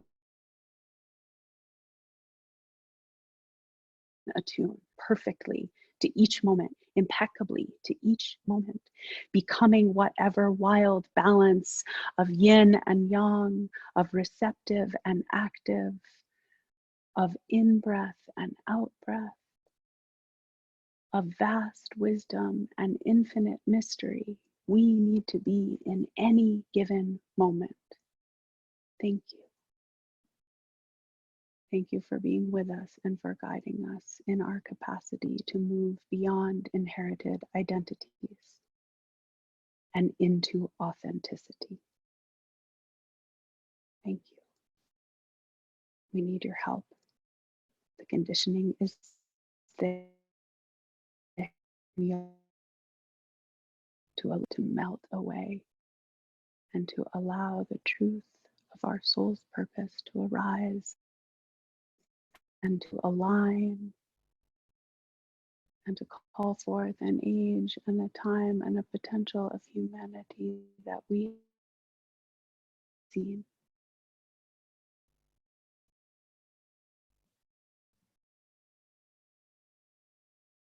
Thank you for guiding us into each playing our small part in that mythological unfolding. We need your help. And in return for everything, we offer everything.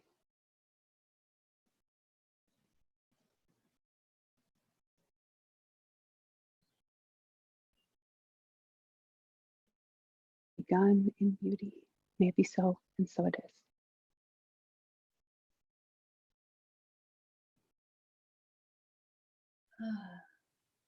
So let's make an offering for me, please.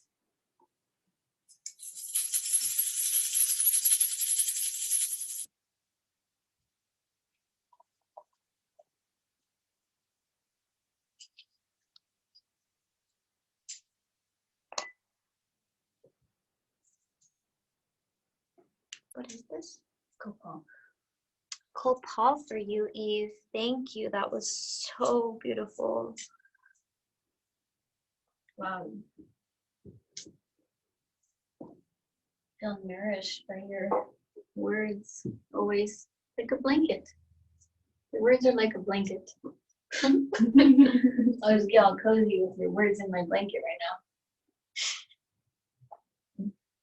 Love you, babe. Thank you so much. Always.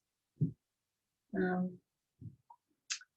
of the things I'm really excited, first I just want to acknowledge you and just this path of mastery that you've been dedicated to for a long time. And power of commitment and devotion and dedication that you've been on and that you are. And one of the things that Oracle has just been teaching me so much is about the power of dedication, commitment, and devotion. And just stay with it, follow through all the way. Keep going. And you as an Oracle of this fireplace is really embodying the heart of one of the main points of this, it feels like, of this whole year, is the power. Shit. I knew that was gonna happen. Needed to wait till it was being said. Here we go. The power of commitment. Obviously. Okay, so bring it back in. So one of the things that we learn too in ritual, when things like that happen, they're responsive, and we don't always need to respond, talk about it. And sometimes when the alarms go off like that, because we're sitting inside of a divination house, everything is information and communication. And when we're in a ritual setting, learning how to tune into it, respond, but it doesn't necessarily all need to be said out loud. And that's something, part of what I've learned a lot in ritual and ceremony that I'm still learning is how to hold space for the present, hold the container while we adapt and learn and take care of things. So that's a powerful teaching that is at the center too. And what I was speaking to, Eve, that you've been embodying this is really through your path of mastery, which you go on this path you've been on for a long time, the Mogadao Institute. And it's connected to a big part of what this is about, is the power of commitment and staying present, following through, and continuing to go forward, even when it feels like we want to leave, or we're done, or this is not the right thing, or I don't know. And part of what you prayed about was just like, it's our job to like take care of those things so we can stay present. So thank you so much. I'm so happy you're going to be guiding to this whole year, and one of the things that I always think about, which is so funny, is like at a previous incarnation in our many years of collaboration, I was the one that was doing more movement. Like it was this thing like, as long as, I think you told me a quote that someone said to you, is like, as long as Eve speaks and Isis spins, everything's going to be okay, ritually. And I feel like it's really interesting how it's shifted, where I was doing a lot of ritual temple dance at that time, and you were really the voice guiding. And how at this time now we're switching roles in a lot of ways, where you're going to be sharing the power of the inner temple work, the embodiment, and I'm going to be sharing more of the voice and guiding this way. So I just want to acknowledge the magic and mystery of that. It's wild. So thank you. I love you. So beautiful. I love it. I love you. Oh. All right. Okay, so we're gonna move keep the Kefri's gonna keep the ball rolling forward. Oh yeah. Okay, we had almost 3, we will do like a 5-minute pee break, If you need to go to the bathroom, get some water. We'll do a little break. And we're gonna start in the conversation. For those who are here in circle, let's keep the center. And in 2:56. 2:56. I'll put a timer on the screen.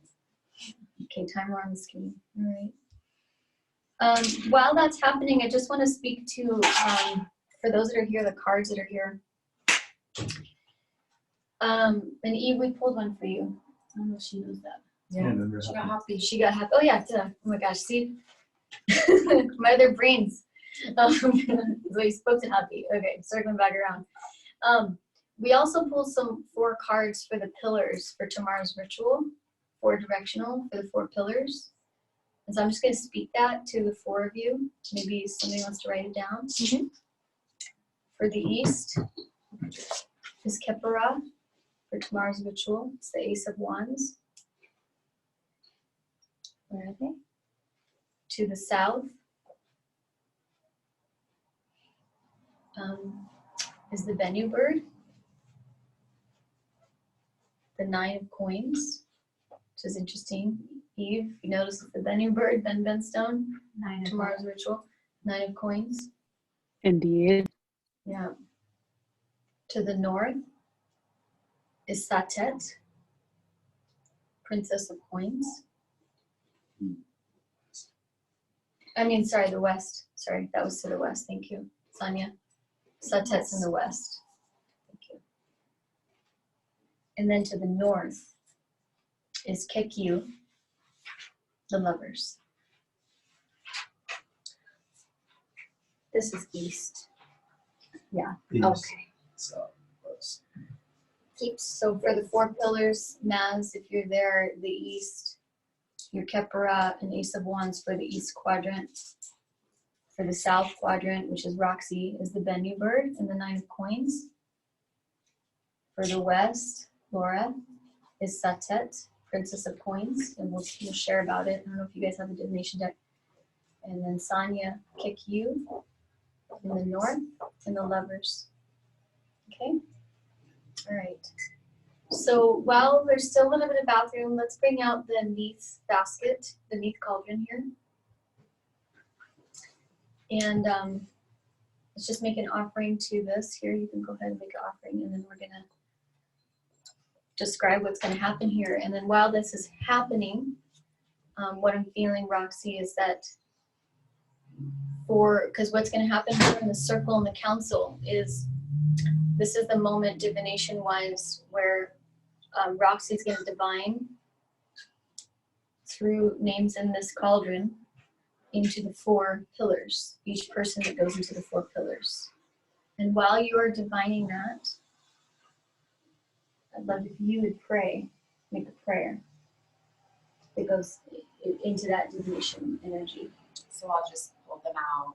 Yeah, just gently just come here by the altar. Maybe all this stuff can move, and then you're gonna sit here and you're gonna, with these cards here, we're gonna lay the east, the south, the west, and the north. And then you'll lay it in those directions, okay? So this is the east. So go ahead and lay them there. South. Keep it close to you, and then we'll direct it just so it's gentle, because he's going to make a prayer, so we'll be really mindful at the same time. I'll take that. All right. East, south. This was That's the east, sorry. South, west, and north. All right, and so then in 1 minute, you'll just introduce what you're doing, and then I'm gonna hand, and then I'll just introduce Ricky, and then when he starts to pray, then you begin.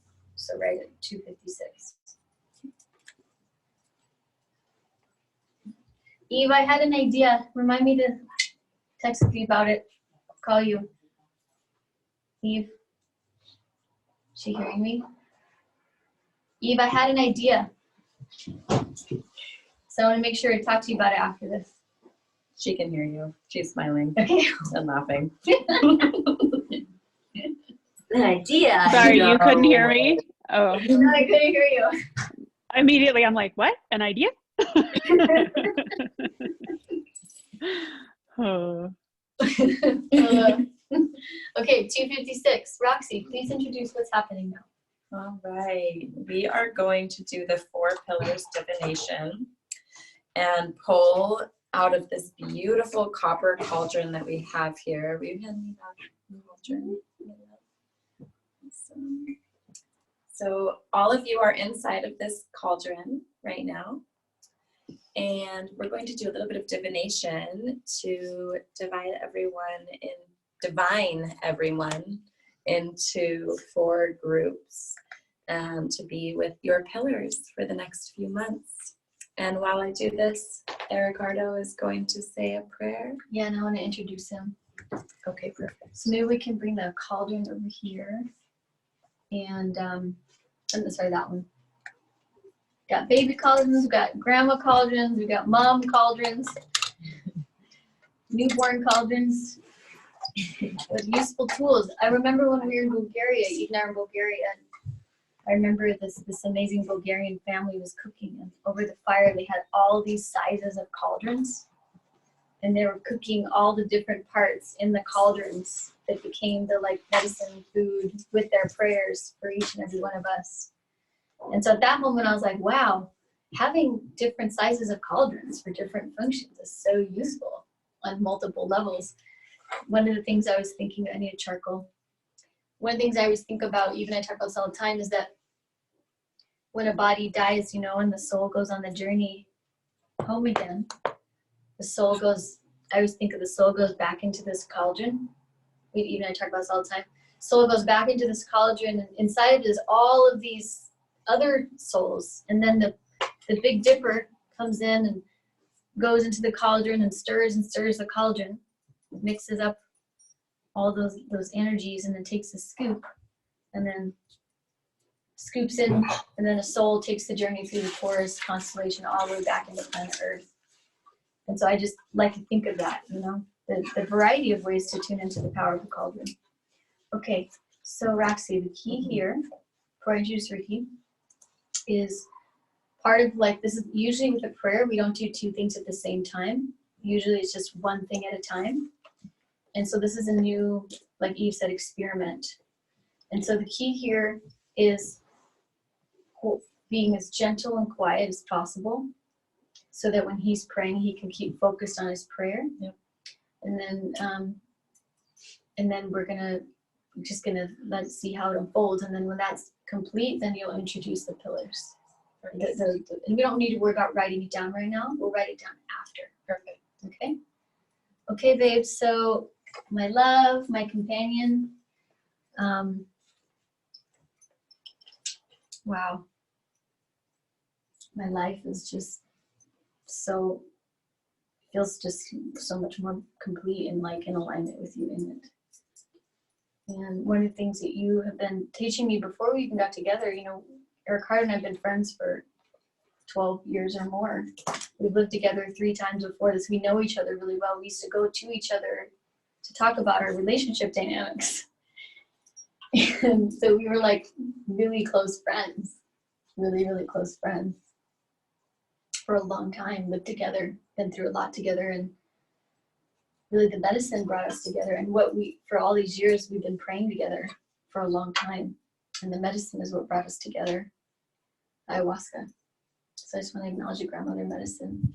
I think there's more than just one medicine. True. I wanted to ask a bunch of them after that, but my prayer with the grandmother was like, you know, help me, please show me any barriers I have, help me release any barriers I have built up against love. And then that was happening, and then here he's like, boom, and it turned out we've been there the entire time. Mm. And our prayers brought us together. So I just love you so much. And you know, you made that prayer for the Academy of Oracle Arts at the Philae Temple. You're the one that planted that prayer and planted that staff into that temple, the Holy of Holies. So it'd be really a really great gift if you'd make a prayer for this Beauty Way Road that we're starting here. Mm. Okay. Then would you like some tobacco, or what would you like, cedar? With anything? Cedar's pretty good. Cedars? Okay.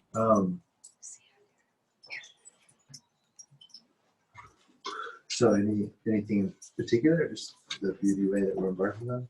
Anything you wish. Steve was in charge, now you're in charge.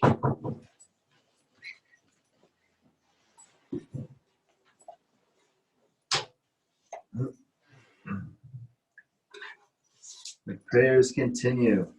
Yeah, I think we're in the last 72 hours. There's been, I don't know how many prayers for this Oracle Academy of Oracle Arts. And then how many prayers since the prayer in Isis, at the Isis temple about this school, and how many prayers we've done together and in different circles for this. So it's just like a thread that continues to weave. Those prayers just keep rolling.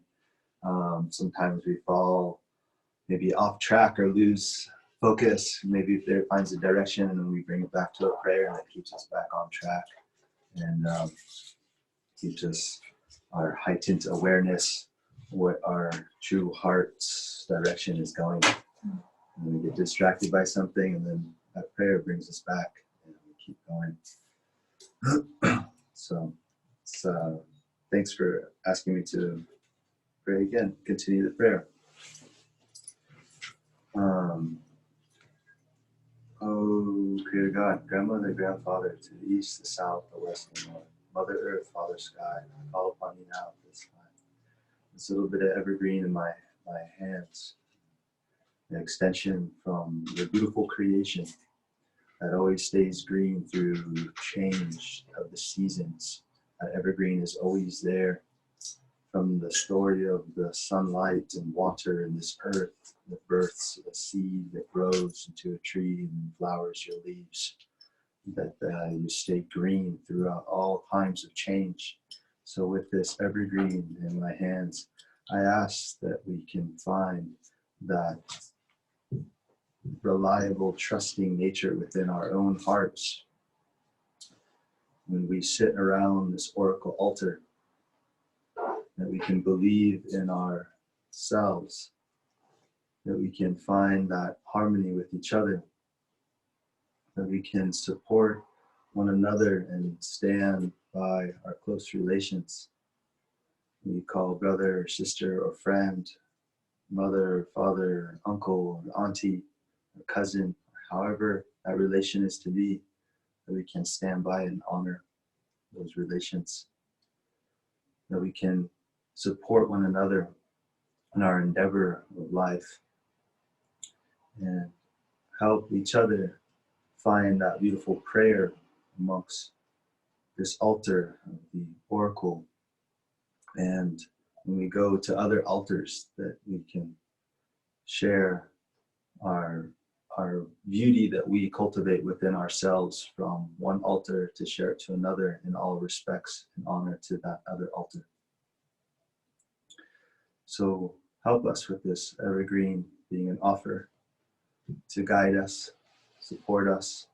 It is the inspiration and the spark of beauty that can come forth through this oracle and this altar, and from one another, and from the deep wells of our own minds, that we can pull forth that beautiful creation, that beautiful essence of ourselves that is interwoven with the divine, and that we can help drop anything that's in the way, anything that's in our minds from the past that we can let go of, to help that essence be able to express through us.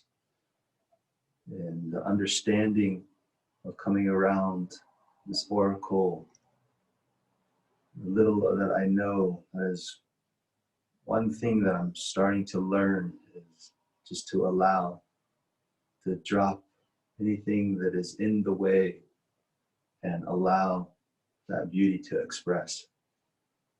And the enjoyment and the loving beauty that comes about when we're making an offering to this holy creation.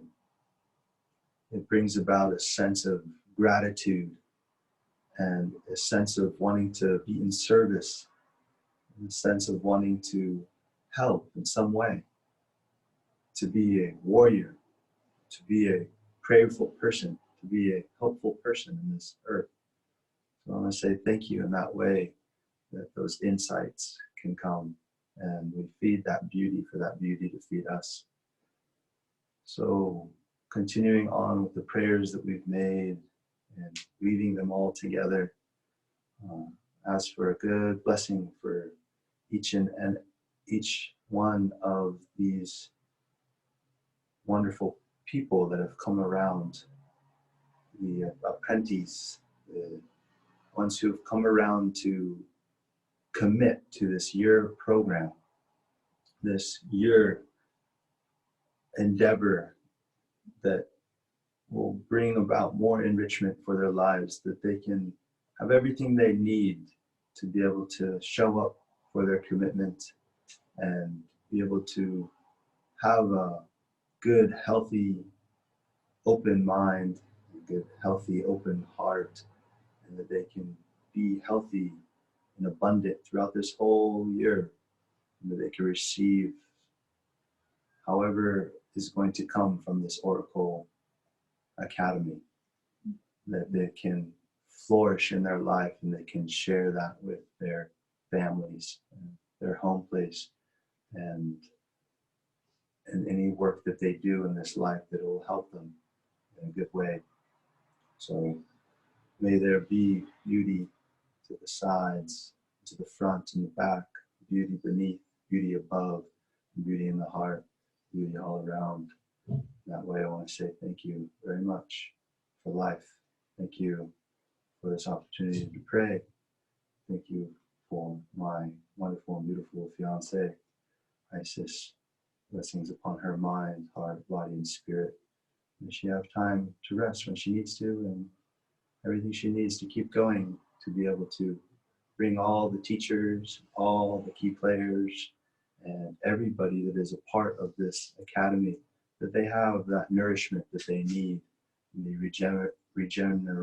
rejuvenation that they need to be able to make this school come together every month. So blessings upon the staff and the ones who are helping it. Sonia and Roxy and Ruby, Heather, and Nadia's been helping, and so many people have been helping. The teachers that are going to be coming around, that they have everything they need to be able to share their wonderful wisdom and teachings with Eve, and I know Uncle over there in Egypt, and different ones that I might not know their name, Marja, and different ones, Maz and Laura, and different ones that all come around.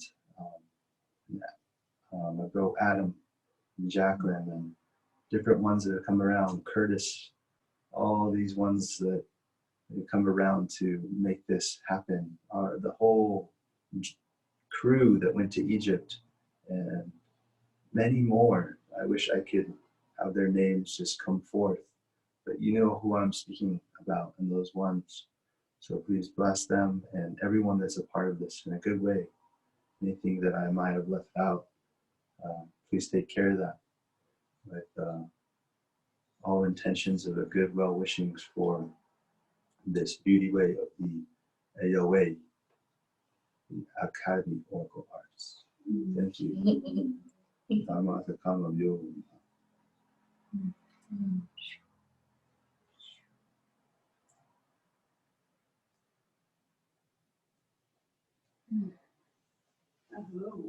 Oh, thank you, Ricky.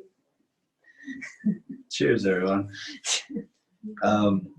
So then the cedar going to the 4 directions, just use my hand in the east, that way, in the south, the west, and the north, our Mother Earth, our sky, the star nation, the sun, the moon, all that shines upon each and every one of you.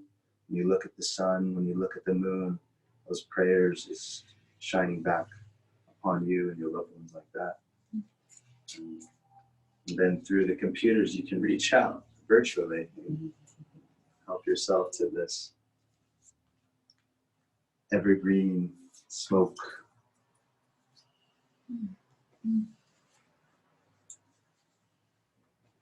Make it offering for you.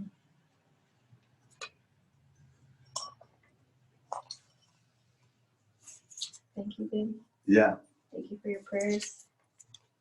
You know, your prayers, I remember, I always say this with your first prayer for the sweat lodge in the backyard, that we're going to be sweating. And that first thought 8 years ago has created, has helped out a lot of people for 8 years in that lodge because of your thought and your first prayer.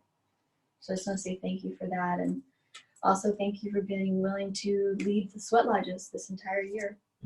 Yeah. Yes. Yeah, we prayed for every one of you, and you know, in the sweat lodge, all of us, we all put a good prayer and thought for this in the lodge, and we'll continue to. Yeah, hopefully we got to all sweat together. Yeah. Yeah. Yeah. So you know, the we'll see how the oracle unfolds, how it all unfolds. But the plan is that every time we come into an immersion, that we get to sweat with you before we do the 2-day immersion. So thank you for being willing to like help us out that way and help us take care of our prayers that way. Love you. To be you. Making sense?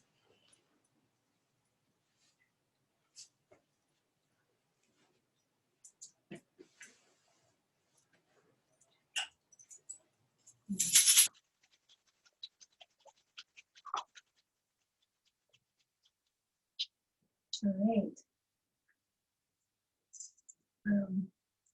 So something I wanted to also just speak about before we hear the divination for the pillars is I just want to also acknowledge that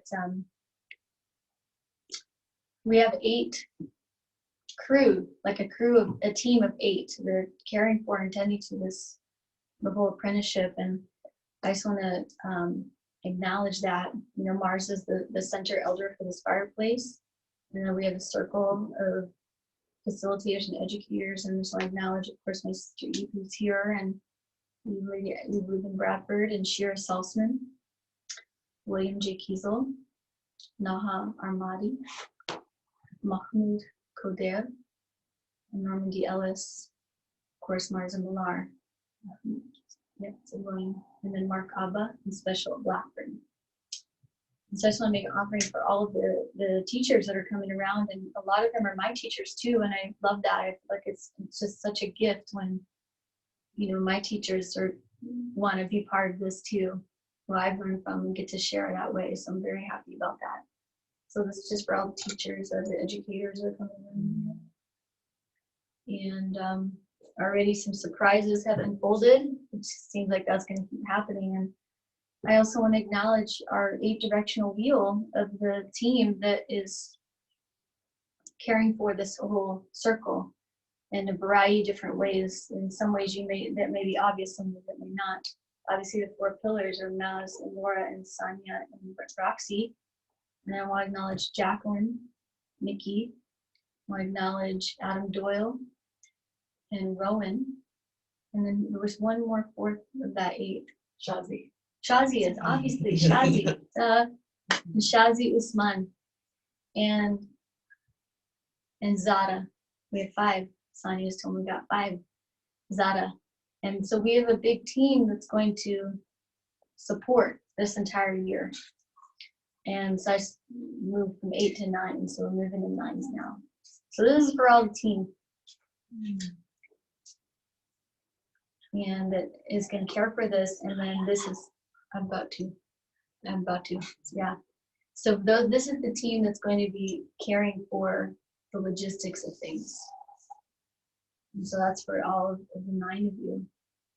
And then I also want to acknowledge the team that is caring for not just like the manual. The manual is called the Book of Jewels. It's called the Book of Jewels, a memory palace and oracle arts. And which is the writing of Nefertiti and the drawing and the art of Nefertiti coming forward for this year. And it's going to be her first body of work. And I just want to acknowledge all the people that are involved in that body of work, because that body of work is major. You know, Ruby's a big piece of Ruby and I sat down, we went through it, and the table of contents ended up being 23 pages.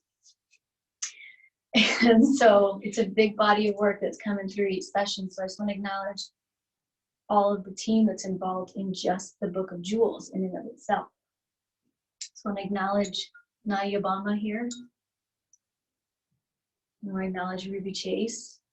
I want to acknowledge Heather Walker here. And Yaya, I don't know how to say her last name, Sloben. I'm still learning how to say her last name. Yaya's doing all the, putting the manual together in the graphic book, the Book of Jewels. And then Darren Leong. And then my dad, Clifford Anthony Guzman. That's the crew of people that are caring for the writing of Nefertiti, the Book of Jewels. So it's a whole crew just for the book. So I just want to acknowledge that here too. So this is for all of you guys. Thank you so much for. And then, and I said Laura's name, and I'm going to just acknowledge Laura too, because Laura's, bless you, is key in the divination, the Book of Divination. And I acknowledge you, Laura, already as a pillar, but I also acknowledge too that you're helping to bring the Book of Divination coming through for this board. And with that acknowledgement of you, Laura, helping with the Book of Nation with this board. Acknowledgement of Johnny Ray too. And Johnny Ray, who helped bring this board into creation. And then to Curtis Patterson, who helped bring, helping these boards come to the people they need to come to in relationship to that Oracle pipe. And so all of the team that's coming around this board, also this divination board, which is the center tool for this entire year. So I just want to acknowledge all of you like that too, so thank you. Takes a village. Takes a whole village. Okay, all right, moving forward. The ball is rolling, except for us. Lastly, please share the divination for each direction and who's on what, in what pillar. Absolutely. So in the east, we have our pillar of the east is Maz. And hi, everybody. And we have Pamela, Caitlin, Nadia, Margaret, Angela, Ting, Chandra, and Jacqueline. Into the south, which is with me, we have Selena, Pilar, Amy, Shazi, Hannah, Jessica, Misty, and Vanessa. Then in the west, which is with Laura, Laura, we've got Mia, Ricardo, Rachel, Kurt, Rowan, Ruby Chase, Tanya Marie, and Heather. And finally to the north with Sonia, we have Nada, Barbara, Dana, Adam, Ayla, Zara, and Cassandra. These are your pillars, you guys, and this will determine some of our roles for ritual tomorrow. Yeah. So each of you, wherever quadrant you're in, this is in relationship to roles and ritual tomorrow. So where's Ayla? Ayla is in the north with Sonia. So real quick note about that. For the east, we have Aset in the east. So for those of you that are in the pillars of the east, that's the house of the rising sun. Aset is also known as Isis. Aset is the Kemetic name, and Aset is she cares for, brings forward the mystery teachings of life, death, and rebirth in this terrestrial realm. And she has a sister, her partner, her celestial, the one that lives in the cosmological celestial realm, that is her divine double, is Septet. So Aset in the east has a divine double, which is Septet in the stars.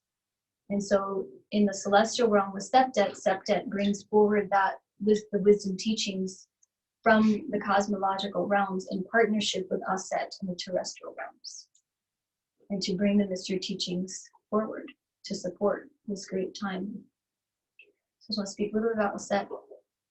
And then in all four of these sisters in the four directions, they are also the sisters that care for and tend to all the souls on their journey. souls of their journey exiting and going back into the nether world on the journey back to the celestial home, and then souls entering. So these are the 4 sisters in 4 directions. We have Serket. Serket oftentimes is related to the scorpion. She's related to the mysteries in the sands of the desert, the mysteries that uncover and are revealed in the sands. And she's related to the south, which is fire and Serket. As a scorpion, scorpion really helps to call forward anything from the subconscious that wants to be brought into light, into realization. And Serket is connected to, in ancient Egyptian, another term for Egyptian, which is why we're using the Kemetic terms, is Kem, the land of Kem, which is the black soil. And Serket is related to the red soil. So there's a sisterhood there. There's the black soil and the red soil. And Serket again is the scorpion. So she's very much about really what's coming, and there's a lot more to it, but just a little bit today, coming forward that wants to be uncovered in the sands of time in the south. Then in the west, we have Nebhet. And Nebhet is also known as Nephthys. And Nebhet, she cares for and tends to the rites, the offerings, and the ceremonies for the souls on their journey going back into the nether world, and their journey into the Duat, into the nether world, and back to the stars again. She also she's related to compost. So anything that needs to be composted or like turned and cared for, and that becomes food that can feed life, the next cycle of life. She tends to those rites and rituals. And she's also very much, there's been a lot of tears that have been flowing forward from all the prayers in the last, I think we've been praying for, forever, but at least in the last 5 days. And today, she's part of that intelligence of the tears that is, definitely grief. And what Martine says that I learned from my sister Eve, and I'm going to sit with Martine, is grief into praise. And the release of any old memories or anything needs to be freed up to get oxygen again, and that becomes purification. So she's very much related to tending to those mysteries in that way in the west. And then in the north is Neith, and somebody got Neith. I think it was, I can't remember, let's see. Neith is in the north, and Neith is,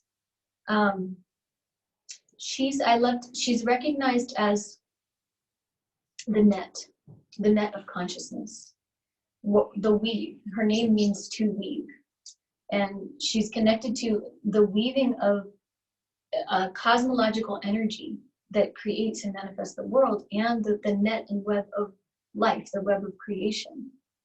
And some of the stories that she brings the milk, she brings this white thread and weaves the Milky Way in the white thread, and she weaves our local universe, that how we come into form. She weaves the local universe that we are on planet Earth moving in. And she weaves it with the Milky Way, and then she ties all these knots and the thread that are all of each and every one of us, like the stars, and connected to our star relations. So she represents the weave of the web of consciousness, cosmic consciousness, and the weave of the web of creation. Some of the Egyptian cosmology stories is that the birth happens with me. And we'll get more into that as we go further into Egyptian cosmology. So I just want to share with each and every one of you a little bit about the direction. And the card for the east, can I see real quick? Card for the east. It's a card for the east, and this is for you, Maz, and for everyone in the east, is Khepera. And Khepera is the scarab that's holding the sun. So we were talking about Khepri and the sun in the very beginning. It's the scarab holding the sun. So Maz, Khepera is in the east. Number 4, Pet. And then Tarot is the Ace of Wands. The Ace of Wands. Union with God. Union with God. So that's important to have as a killer. And then in the south, we have, this is for ritual tomorrow. In the south, we have Bennu. South, we have the Bennu bird. This is the phoenix. Oftentimes the phoenix often related to the Ben stone. And the card is the 9 of Coins. 9 of Coins. So ritually, this is doing, now what we're doing is we're doing divination to help inform ritual tomorrow. And we're going to do that with the divination board too. So it's like the ritual reveals itself through the divination. And then in the West, we have Satet. We have Satet in the earth. I love her Satet in the West. And then the card. Princess of Coins. Princess of Coins, Laura. And we'll talk more about Satet after this. And then in the north, we have Kekiu. Kekiu. Kekiu in the north, which is one of the primordials. And the card is the Lovers. Okay, so that's related to the divination for tomorrow for ritual. And then we're going to work with those cards in the divination board that will help inform ritual tomorrow. And then something that I wanted to acknowledge that feels connected to the center of the ritual tomorrow is I want to acknowledge Kanemu, and the devil. And that was a card that was pulled here, those two partners. Now, that I feel is very related because one of the keys of the devil is connected to perspective. The perspective. And I think, Nadia, you pulled this card.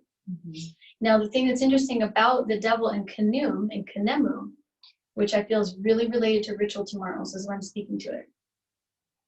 Some of the old stories is that in the Egyptian cosmology in one lineage, is that Kanum is the sculpts, the sculptor, the potter, the soul of the pot, the soul of the potter is in the pottery. And so, sculpts all of the physical realm, everything inside the realm. Ptah sculpts the heaven and the earth. And then Kanum sculpts with pottery the humans and the animals and like the trees and everything inside this earth. And some of the old stories is that the devil got misunderstood and was originally Kanum. And so the perspective of the devil got demonized when ultimately that was the sculptor of the entire inner material universe. And so I just want to acknowledge that coming together of these two decks. And I feel like that is part of the ritual tomorrow. So I'd like to bring those two cards to the center here, which is Kanemu and the devil, which is right there. Mm-hmm.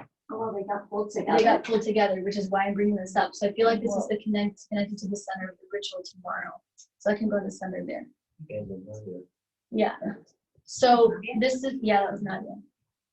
So that right there is a symbol of really the healing that's already being set in motion and the deprogramming of the programs that have been set in motion. There are 64 Neteru.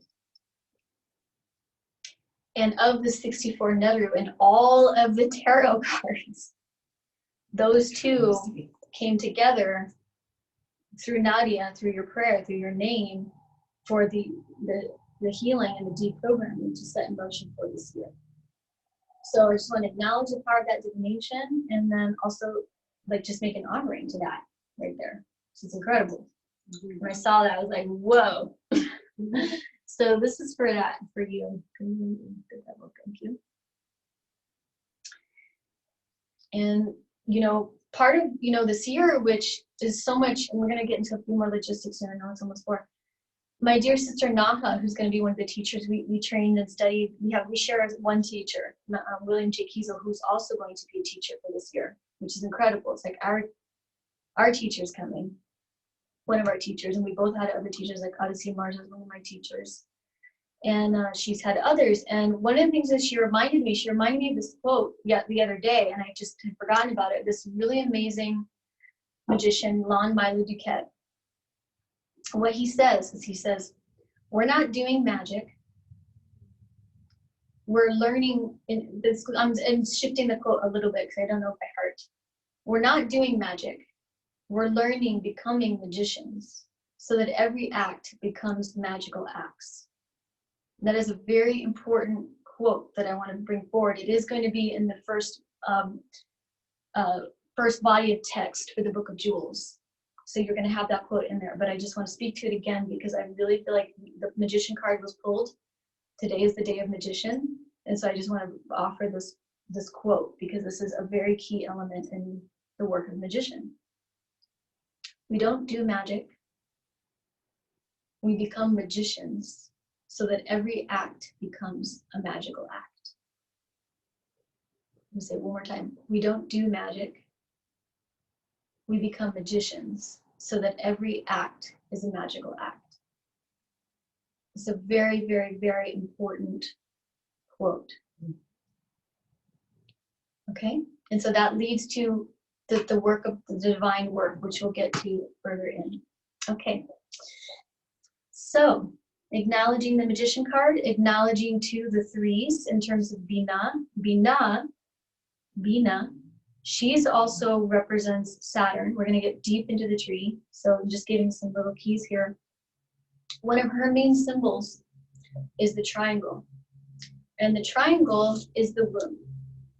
She's up in the supernal family. She's a holy mother. And she's also one of the secret chiefs. And she represents the womb. And the threes came up today. And so part of ritual tomorrow is connected to the threes. Now, what she does, she's, as a holy mother, she can be kind of like strict and severe because everything that she cares for in the container, which is the womb, so that everything that comes from the life force energy, that comes into creation, is centered in cosmic law and the cosmic principles of creation, which is why there's a strict disciplinary, severe quality to it, is so that what comes through the womb of creation, that comes through this year, in this is centered in tending to and caring for and following and through with what's the cosmic laws and the cosmic laws of creation. And so this whole year is what we're going to be learning about that. So I just think it's really beautiful that this is how this is starting. And this year, we're going to be learning in terms of the tree of life, the tree of eternity, and this again is going to come into your first body of text, which is of the Book of Jewels, a Memory Palace and Oracle Arts. The whole year is a journey of the lightning path. The arc of the story revealing itself is being shared in the lightning path in the whole year. And also, every session, every immersion, we travel the serpent path. The lightning path is the journey from the unmanifest, the spirit, the limitless light, the limitless source energy, wanting to express itself and become manifest, like lightning. The spirit coming to expressing itself into manifest realm. And then the serpent path is the journey from the manifest, the journey of ascent, the journey from the manifest, from the most physical, the most material, to the unmanifest, to the spirit. So simultaneously, both of those paths are going to be happening. The whole year is the lightning path, the path of descent, the path from the infinite light source coming into manifestation, into the material realm, and how that works, how creation expresses itself and the cosmic laws and principles in relationship to it. And then our journey inside of that is the journey of the serpent path, the path of ascent, the ascension path, where we go from the most physical, most manifest, travel and travel and travel, and direct and awaken to our true divinity through the entire experience. And the tree, we travel the tree in everything. And so we're going to keep all year, we're just going to keep doing this. And part of the homework, and we should go into a bit of logistics, but part of the homework is to draw the tree. First I said 10 days, and I was like, I shouldn't really every day. I draw the tree every single day.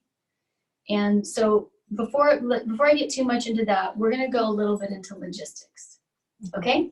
So, forward. Okay. So, this year. Isis? Yeah? Before you go into logistics, I'm just going to step out. I love you so much. It's Eve. It's such a pleasure to be here with you. Bless your life. Bless this whole endeavor. I love you so much, babe. Thanks for everything that is you and the Oracle is you. Your eloquent, gorgeous words of magic again. I'm so happy to be on this journey with you, always. Always, me too. So beautiful to see all your faces and joy. I'll be in silence thinking of you during your ritual tomorrow, for sure, dropping in from Santa Fe. Eve's going to be in silence for a week as part of her master training. So you tap in that way. Thank you.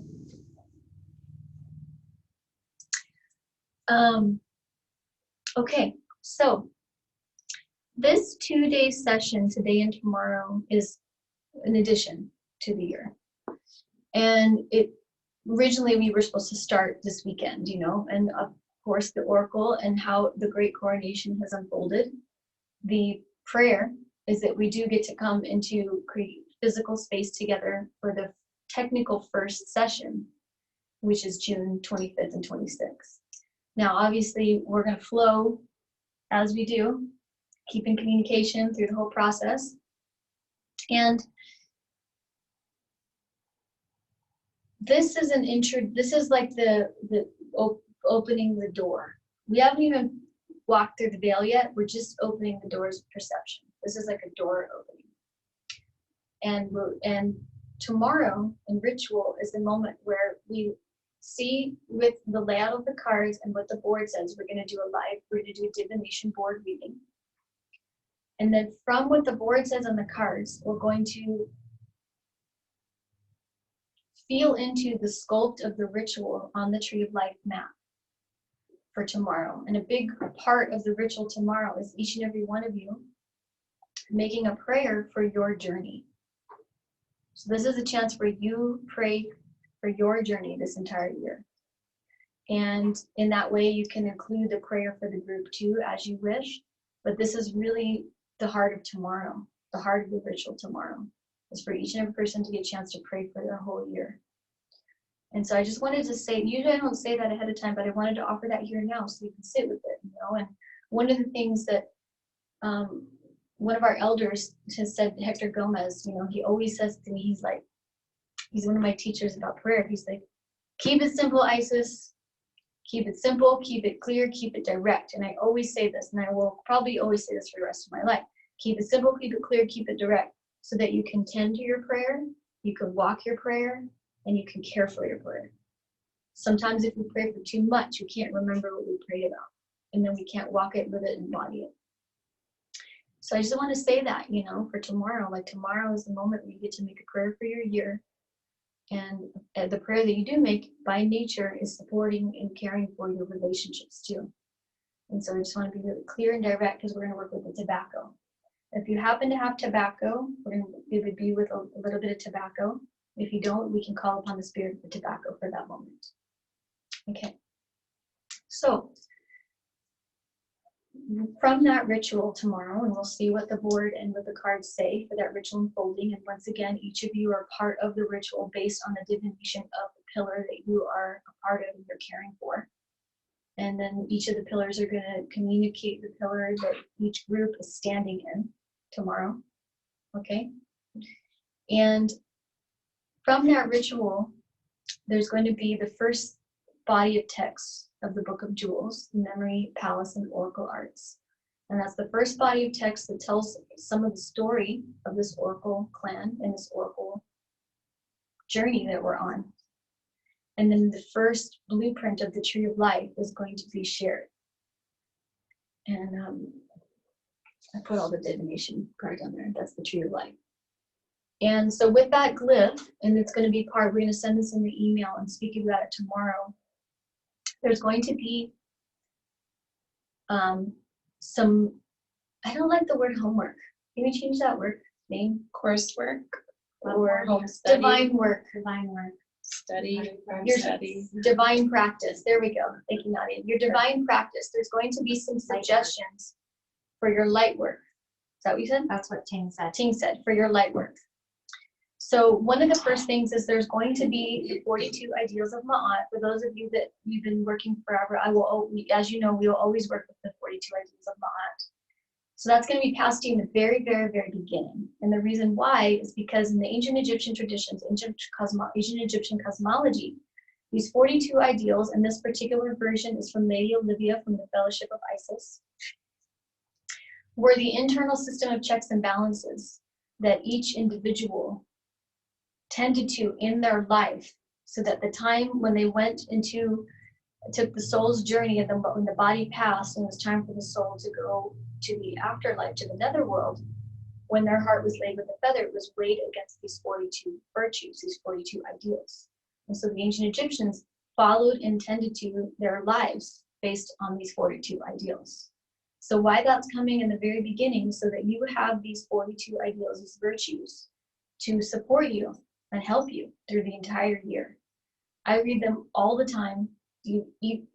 I recommend continuing to read them and let them support you like that. The other thing that's coming, for those of you that have gone through Serpent Path, you know of this, is the Shambhala Warrior Prophecy. And it's coming in the very beginning.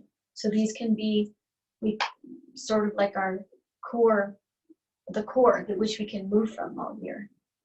The version is being written down. It's Joanna Macy, what she received from Dugyal Chogyal Rinpoche, the Shambhala Prophecy from the Tashijang community. And it's the written version, and then there's going to be a YouTube of watching it. I say this every time, and I keep saying it. I would recommend at the minimum, until we meet in June, you watch that at least 11 times. So that's part of your light work. Yes. Your light work is to read it and then watch the video from the voice of Joanna Macy, so you can receive the prophecy and the code, because it's a code. Prophecies are codes. At least listen to it 11 times before we come into session in June. And then the 42 ideals, at least read them out loud 11 times. By yourself, with people, however. And you'll have like a month and a half to do all this. At least read the 42 ideals out loud 11 times. Now, why out loud? The reason why is because in ancient Egyptian tradition, the word for magic is Heka. And Heka is related to the power of the word and the power of the breath. It's also related to the rites and rituals. So magic is connected to that. And so when we use the power of our breath, the power of our word, it's how we're directing our imagination and our thoughts into manifestation. So it's a magical practice to speak out loud. And then I'm going to be given the first glyph of the Tree of Life, blank, just the glyph itself. Because the next session, we're going to go into the details and the technologies of the glyph. The Tree of Life is the keys to the mysteries, the cosmological mysteries. And then the tarot are the keys to the Tree of Life. So we're going to be focused on the glyph itself. Now, part of the light work is to draw the Tree of Life at the minimum, how many times? 11. At the minimum, 11 times. And you'll see why over time. And then the other light work, again, of course, you have will. You can do this or not. I recommend you doing these things. They're very helpful. You're going to be passed the pattern on the trestle board, which is a pattern that was passed from the version from Paul Foster Case, who's one of the magicians that I'm a student of through William J. Kiesel, through that lineage. And the pattern of the trestle board are key terms and phrases that relate to each of the spheres of the tree. And when I was studying in the Rocky Mountain Mystery School, now the modern day Mystery School, was when we were the first indigos in the school, we had to, in one night, write out the pattern on the trestle board from 1 to 10 and 10 to 1, 10 times in one night before ritual the next day. But this one, you have a month and a half, but you have to do it 11 times, not 10. So it's writing out literally the pattern on the trestle board, and this is going to come to you in the Book of Jewels, so don't worry about it. I'm just like letting you know your light work. Is to write out the pattern on the trestle board from 0 to 10, 10 to 0, 11 times until we meet. Okay? Now, what this is doing is it's one, when we draw the tree, we're imprinting the glyph in our consciousness, but really waking up the awareness of the glyph that is of what we are made of, and the entire manifest world is made of, and the unmanifest world. The emanations of how the unmanifest becomes manifest. So when we're drawing the tree, we're waking up that inside of us, building that relationship and looking at the world of relationships. When we're speaking the 42 ideals out loud, we're reading through the internal system of checks and balances to help us in our aligning our virtues and our values, to help care for ourselves and tend to ourselves, tend to our inner temple. And then when we listen to the code, the prophecy code of the Shalala warrior prophecy, I've listened to it definitely, it has to be at least 50 to 100 times at this point. I've listened to it so many times. So even if you've heard it 10 times, it doesn't matter, because at different points, the code will awaken something inside of you. Like you'll hear one part of the code a little bit deeper than before. And then you'll hear this part of the code a little bit deeper than before. Hear this code a little bit deeper than before. So why we listen to the prophecy and the code is it starts to wake up more access into the innate intelligence of the body and the consciousness, and help us remember. So that's why we listen to it. So we have the drawing, calling upon each and every one of us as artists and creators, drawing of the glyph, the cosmological map. We have the speaking the 42 ideals. We have the listening to the prophecy code. And then we have the writing, Tehuti, you know, Adam, you got Tehuti, the God, the divine, you know, the Neteru, the Hermetic magic is coming from Hermes Trismegistus, Thoth, Tehuti, thrice greatest born, the God of writing and language and literature, and much more than that. So then you're tapping into the technology of Tehuti, Thoth, for writing the code of the tree of life, bringing it in. So you're working with the writing, the listening, the word, and the drawing. So we're starting to access and work with the memory palace of oracle arts in the variety of ways that we tap into cosmological consciousness. That's going to lead us towards the first session. This is really zero. This is like out of nothingness, birth is fountain of light. This is this moment, the first session where we start to really get to know the truth. Now, for reading material, and a lot of questions, what's the reading material? What's the reading material? What's the reading material? And we're going to send this in an email with the light work. Is my suggestion for 2 Kabbalah books to start, if you wish. Kabbalistic Tarot by Robert Wang. It's incredible. I'm rereading it right now, and I'm just like floored by that book. It's so incredible. Kabbalistic Tarot, Robert Wang, and the Mystical Kabbalah, Dion Fortune. Now, they're both dense, and they're both thick. Now, those are really important texts and books because we're going to be working with them all year. So don't worry about trying to read it all by June 25th or 26th. Just really read the introductions themselves, you know, because we're going to read through those books all year, and we're going to go through them together, sections of the book that are related to how we're traveling in the lightning path. Another really amazing book, but we're going to get to it later in the year, but if you want to get it now, for those of you that like to start ahead, The Kabbalion by the 3 Initiates. We're definitely going to be reviewing that book. That's a crucial text, which some say came from Tehuti, from you, Adam. Adam, you're the Adam Kadmon, and you're Tehuti. So it's all you. And then in the Egyptian cosmological studies, we are going to focus on, and there are more books that are coming, but these are just the first few. Okay. Now, one thing I want to say, when I first, the second mystery school I started studying in, the first day, our teacher Goodney, he gave us pages of books. We're like, how are we going to read all this stuff? You know? And he's like, it's not about reading all I mean, literally, there's like pages of books. And he's like, it's not about reading all of them. It's about you tuning into and intuitively seeing what books are calling you and you're drawn to. And for you to help start to discern between what are actually rooted in ancient teachings and what are like sort of adapting them and creating a new form, or, you know, where's really tapping into the heart of the teachings and connecting to them that way and learning how to discern. And that was our first teaching. So what I'm doing, instead of giving you a whole list to discern from, I think it was like, I don't know, at least 100 books. I'm offering to you some of the books that have helped me along the path that have been passed to me from William. You know, they're both my way showers, and he's one of them.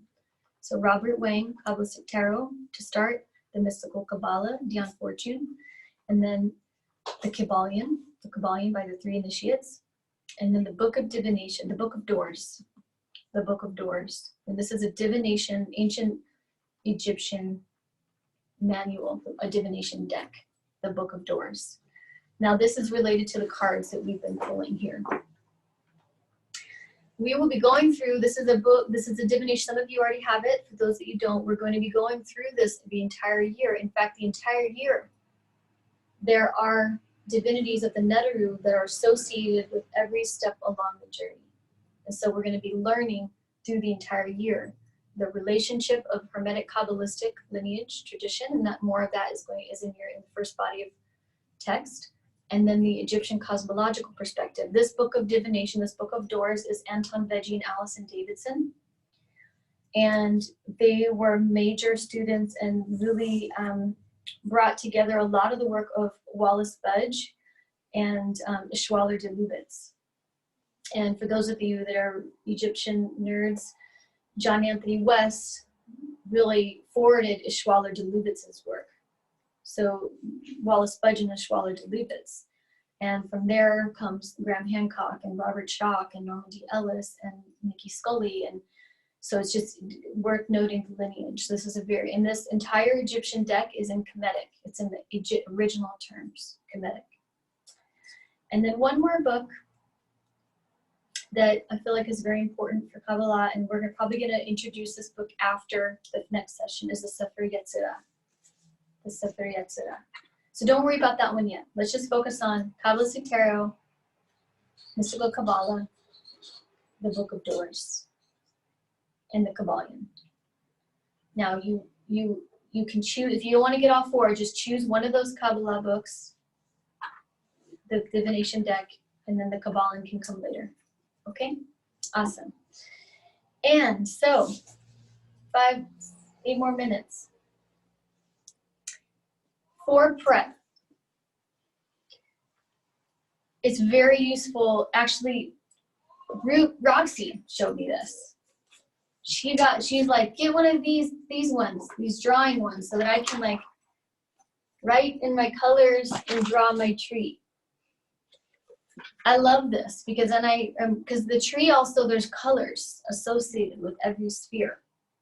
So I would recommend, do as you will, do as you wish. I'd recommend getting, this was Roxy and Sonia's suggestion, getting your full color markers or pencils or whatever if you want for your divination journal. Something like this. You can go smaller. I like this size. Then, you know, through a lot of my studies, when I was sent all the different books and texts, or sorry, the different texts, the writings, which you're going to be getting in the Book of Jewels, the, you know, Memory Palace and the Oracle Arts.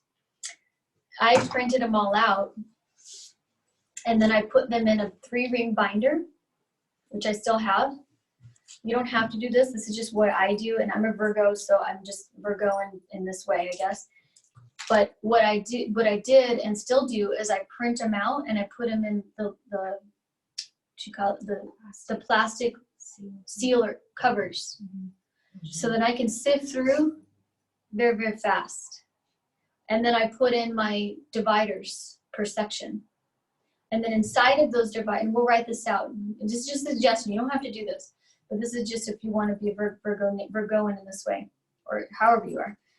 So what I would do is I put, when I would print out the first body of text, put them in the slips, the plastic slips.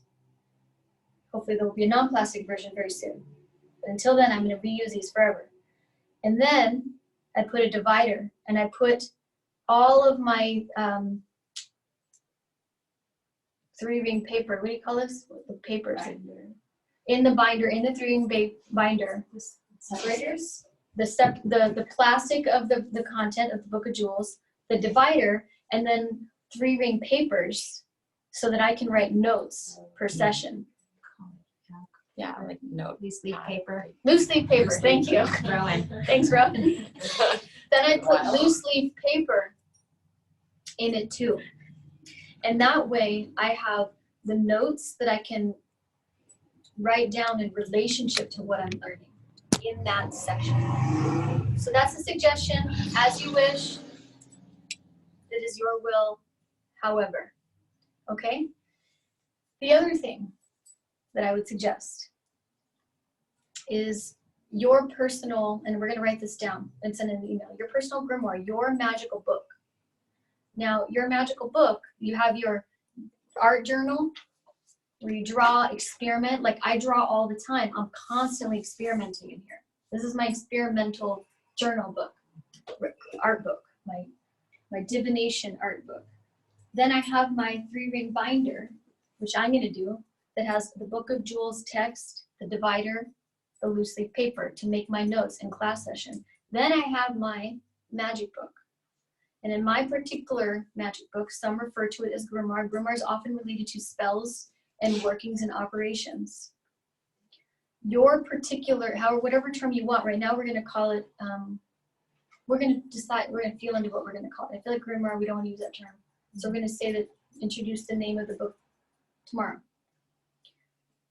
Your dreams, what you're discovering, your operations, your practice, your study, that would go in here. It's just for you. It's not about all the information that you're receiving and are taking notes on. Your personal findings, your personal dreams, your personal magical experience, and your operations and what you discovered in your operations. That would go in this book. I find it's very useful to have your books of study and research and notes, your art book where you're just like in divine, like creative wow-ness of it. You can put them together as you wish too, but I think it's nice. For me, I like them separate. And then your magical book that is your findings, your dreams, what's emerging through you and into you. That's that book. And when we start to work on the offering stella, which we're going to talk about next session, when you're building your operations and your formulas, it's going to go in that book. Okay? There's a question about the text, the Book of Jewels. Are you referring to the prints in the text of the Book of Jewels? Yes. So start tomorrow, you will be receiving the first body of text for the year related to this session, session 0.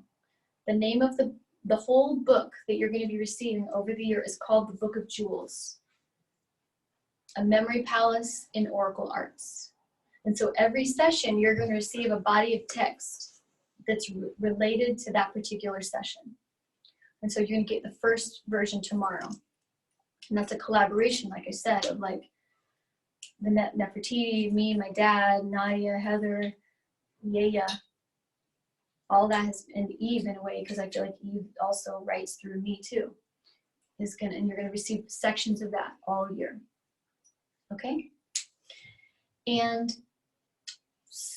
for tomorrow ritual, there's one more thing. There was the journal, the books,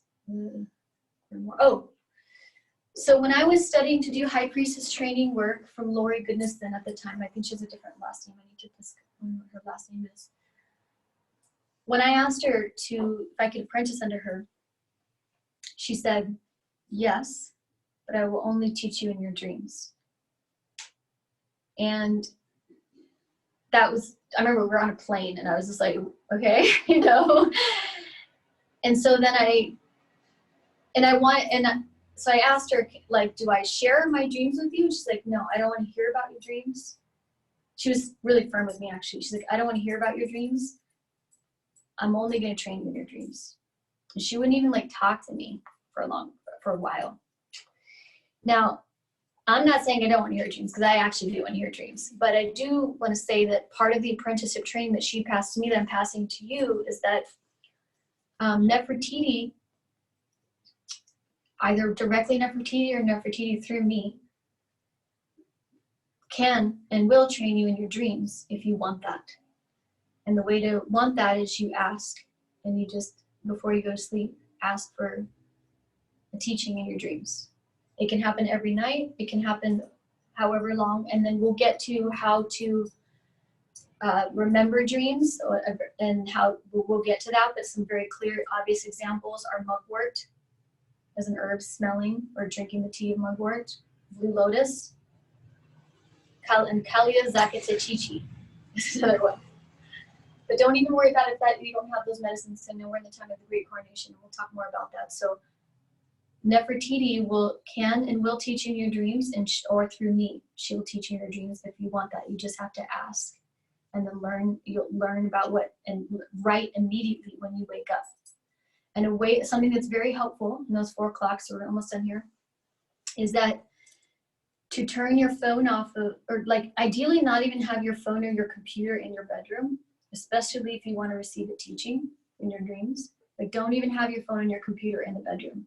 If you have to have it in your bedroom, put them on airplane mode, because oftentimes that energy will affect the ability to receive the teaching. Sometimes it won't. It depends on the person, but I just want to offer that as a suggestion. Okay? Okay. So for tomorrow, ritual. First ritual, shower before you come to ritual. And what Goody passed me, wash your whole body, your everything, like soap everything up, turn 3 times clockwise. I cleanse and purify myself for ritual. I cleanse and purify myself for ritual. I cleanse and purify myself for ritual.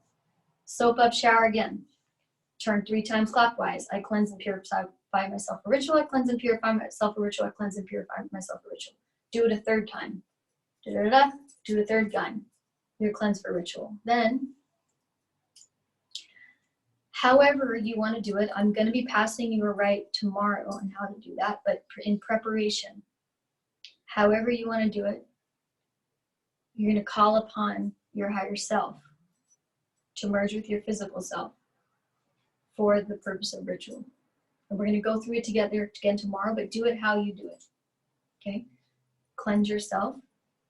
And then, Jacqueline, through her mom, passed me some really powerful salts, some Magdalene salt that Jacqueline was so generous in giving to me, and that I brought to all the temples in Egypt and made offerings at all the temples with that salt. And then Jacqueline gave me some more salt, some consecrated salt, which was a gift, relationship to her mom. Thank you, Jacqueline. That is part of the ceremony around the house to protect the house. And so tomorrow, I'm going to invite each and every one of you to, in creating your magic circle, get a little bit of salt. And you're going to consecrate your salt. And I'm not going to pass to you how to do that, but ultimately for now, you're just going to say some blessings and some good thoughts and feelings. And you're going to talk to the salt. And then we'll consecrate it together. You're going to talk to your salt, just give in gratitude for the salt. And then you're just going to make a nice little magic circle with your salt. Step in, and then close the circle of the salt, like that, behind you. And so that's your magic circle you're going to be working in ritual tomorrow. Make sure to have a cup of water, just like here today. If you have some sage or anything like that to cleanse yourself, that too. If you have a burning vessel or charcoal or something that represents that you can burn something, bring that, a cauldron. If you don't worry about it. Bring a candle. So your candle, your water. If you have a medicine to cleanse yourself off, bring that, or a cauldron, or something like a cauldron, no worries if you don't. Some earth, like just some earth. And then if you have something that represents air and wind, bring it too. Oftentimes the incense or the smoke can do that. Or if you have a particular tool that you like that represents air. And if you don't worry about it, because we are still calling in the spirit of all of those elements. Okay? Tomorrow, all in black. What we're starting to do is every session we're going to be wearing the colors in relationship to the journey we're on. So we're tapping into that vibrational energy, that vibrational frequency. So tomorrow's all black. For those of you rebels that try to get away from it, as you wish, but you'll be noticed. I got in trouble. I tried to get away with it today, and then I got called out. So just letting you know. Okay, so those are the logistics for tomorrow. And any final notes? Maybe just for the sake of, because oftentimes our rituals can go a long time and we're really practicing the art of timeliness. And so for the sake of getting started on time, instead of aiming to be there at 7 p.m. Pacific, maybe aim to be there like 10 or 5 minutes ahead of time so that you can get yourself settled, be on camera, and we can all be present and ready to go right at the top of the hour. Thank you. So let's say 10 minutes. Plan to be ready Yeah. 10 minutes before. Yeah. And maybe try to not schedule something directly after. If you have plans that you've made directly after, just knowing that we are, you know, listening to the spirit of the oracle, and sometimes she likes to take her time. So if you can give her that time, she graciously appreciates it. Even and especially if that's just for your own integration, so that when we close as a group, you can take some time to reflect and integrate everything on your own. Awesome. Thank you for that. And also too, Sonia and Roxy put together a calendar that's going to have all the dates for when different teachers are doing Zoom calls and live classes and recorded. So I just want to let you know that. This is not recorded, or is recorded? This is recorded. So you can have access to this if you need. However, no rituals will ever be recorded. I want to be clear about that. And then as we go deeper into the sessions, we'll talk about the care of the rituals. Now, one of my main requests moving forward is that until there's a moment of initiation that you're initiated to pass rituals, please do not pass any rituals. Keep them here, keep them for you, keep them for this council. There will be a moment where certain ones will be passed. But until that moment, care for them and tend to them. And all of our prayers, you know, they connect in, all our rituals, our ceremonies, they're connected into, you know, one of our elders, Hector Gomez, he says there's just a braid of prayer. All people have been praying for this braid of prayer that is connected to the north and the south. And we're like tapping into that braid of prayer, and our prayers are coming into that braid of prayer too. And then also in the Hermetic tradition, it's called the egregore. And it's this like magnetic current of ritual and prayer and practice and magic. We're tapping into that. And really we're working with the light. We're calling upon the infinite light that is infinite. And we're working with that light energy in the manifest realm. So that's the intro for today. It's been a powerful first session. There's a question about the apple. Oh yes, thank you, the apple. Thank you, thank you, thank you. Please bring an apple. We're going to be doing divination all the time in various forms, and the apple is for apple divination in ritual tomorrow. Thank you for that reminder. Bring an apple. If you don't have one, and because you're in the coronation, let us know, and we'll get some extra apples, and we'll do that part of the divination for you. And so when we do that, you need, ideally, if you have an apple, if you can get one, an apple and a knife. Some of you that have done the serpent path, you know what this is, but you don't necessarily know what the numbers are going to represent. And then bring an apple and a knife, and if you absolutely can't get an apple, let us know and we'll get one for you. All right, thank you. Any other questions before we close? Okay, so all this is coming in an email, so we're just going to have like is Margie still here? Did Margie leave? I know she had to go. She left. She left, okay. So we're just going to do our closing prayer here. And then with this closing prayer, we're just going to leave it open for a couple words from a few people if you wish, but for those who have to go, I just want to close with this prayer. All right, I just want to say thank you once again for all the prayers, every single one of them, everything that has led up to this moment, all the prayers answered, all the prayers that have been said, all the prayers that have come forward from all of the different people that have laid down these prayers that have led to this very moment, May 3rd. 2020, the initiation of the Oracle Arts Apprenticeship. Thank you so much. Thank you for all the prayers answered and all the prayers moving forward. Thank you once again to the holy beings of the stars, the star beings, Newt, Seshata, Heteru. Thank you to the holy beings of the netherworld, Osear. Thank you to the holy beings of this middle world, Geb, Shu, Tefnut, Ma'at. Thank you to Neith in the north. Thank you to Nebhet in the west. Thank you to Sirket in the south. Thank you to Asset in the east. And thank you to Tehuti. Thank you to Anpu. Thank you to Aner and Rek. And thank you to Sekhmet. All of the holy beings in the cross quarters. Thank you once again for this Beltane energy. We set this prayer in motion on Beltane, and how this prayer for the Oracle Arts was seated there, and how we are already watering it. Watering the first prayer set on Beltane. How we water our prayers, we tend our prayers, we walk our prayers, we care for our prayers. We are embodiments of our prayers. Thank you once again. And of course, always thank you, Nefertiti. Thank you, the Oracle. Once again, thank you so much. Wow. Lord, humbled at your altar.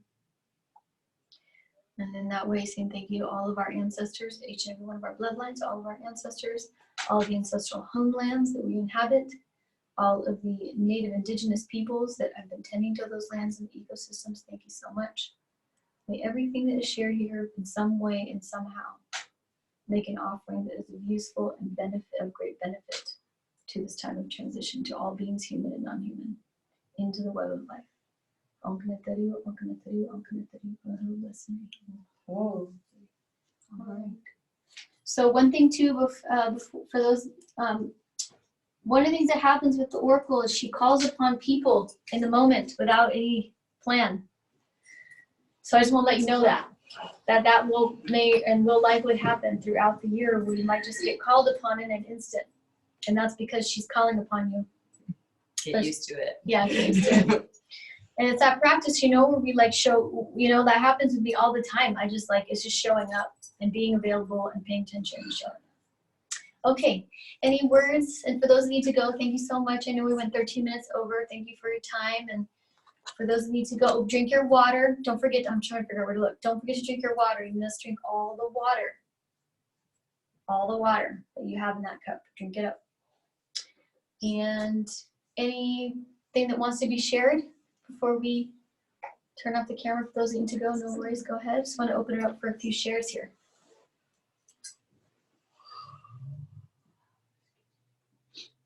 I mean, I'm just amazed. I'll share. Happy.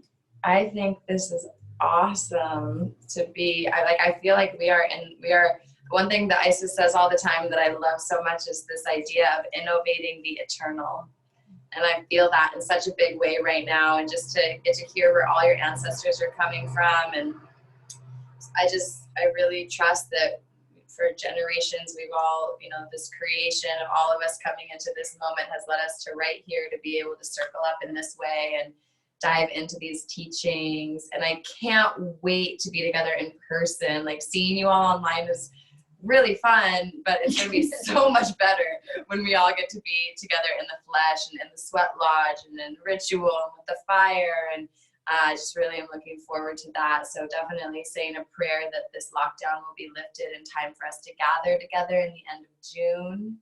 And I'm really excited to get to know each and every one of you along the way. And just thank you so much, Isis, for your willingness to open up and pass these along and innovate the eternal right alongside with us. Mm-hmm. Really grateful. Mm-hmm. Any other shares? Yeah, hi. I was just thinking about how we are all in our own places right now, and how beautiful that is in a way, because the Oracle is casting her net even wider, and where all our nodes are, we're kind of holding down these different pillars everywhere and really creating a bigger oracular web. And so in a way, this is a blessing. And I'm also really excited to see you all and putting out big prayers that June 26th, we will be sweating very close to one another. And thank you all so much for being here. I look forward to taking this journey with you. Love you, Maddie, Laura. Thank you. Awesome. Okay. Take care, everybody. We'll see you tomorrow. Thank you guys. Thank you so much. Start 3:50. Doesn't that start at 4? No, It's just 7. 7. Oh, never Let's mind. leave. Oh, our video's gone. Time zone. We love you, Isis. Love you. Thank you. I also want to, I forgot guys. my ancestors of the redwood trees, just calling them in, bless them. No one can hear anyone, but I love you guys. All the trees. She's making All the trees. All the trees. When Angela was like, I went to the forest instead, I was like, yeah, okay, the redwoods, the trees are here too. So bless all the trees and all the spirits and all the wisdom from the trees that we get to share here too. Yes. Yay. Yes. Awesome. Thank you. Blessed be. Goodbye. So grateful. Bye. Thank you guys.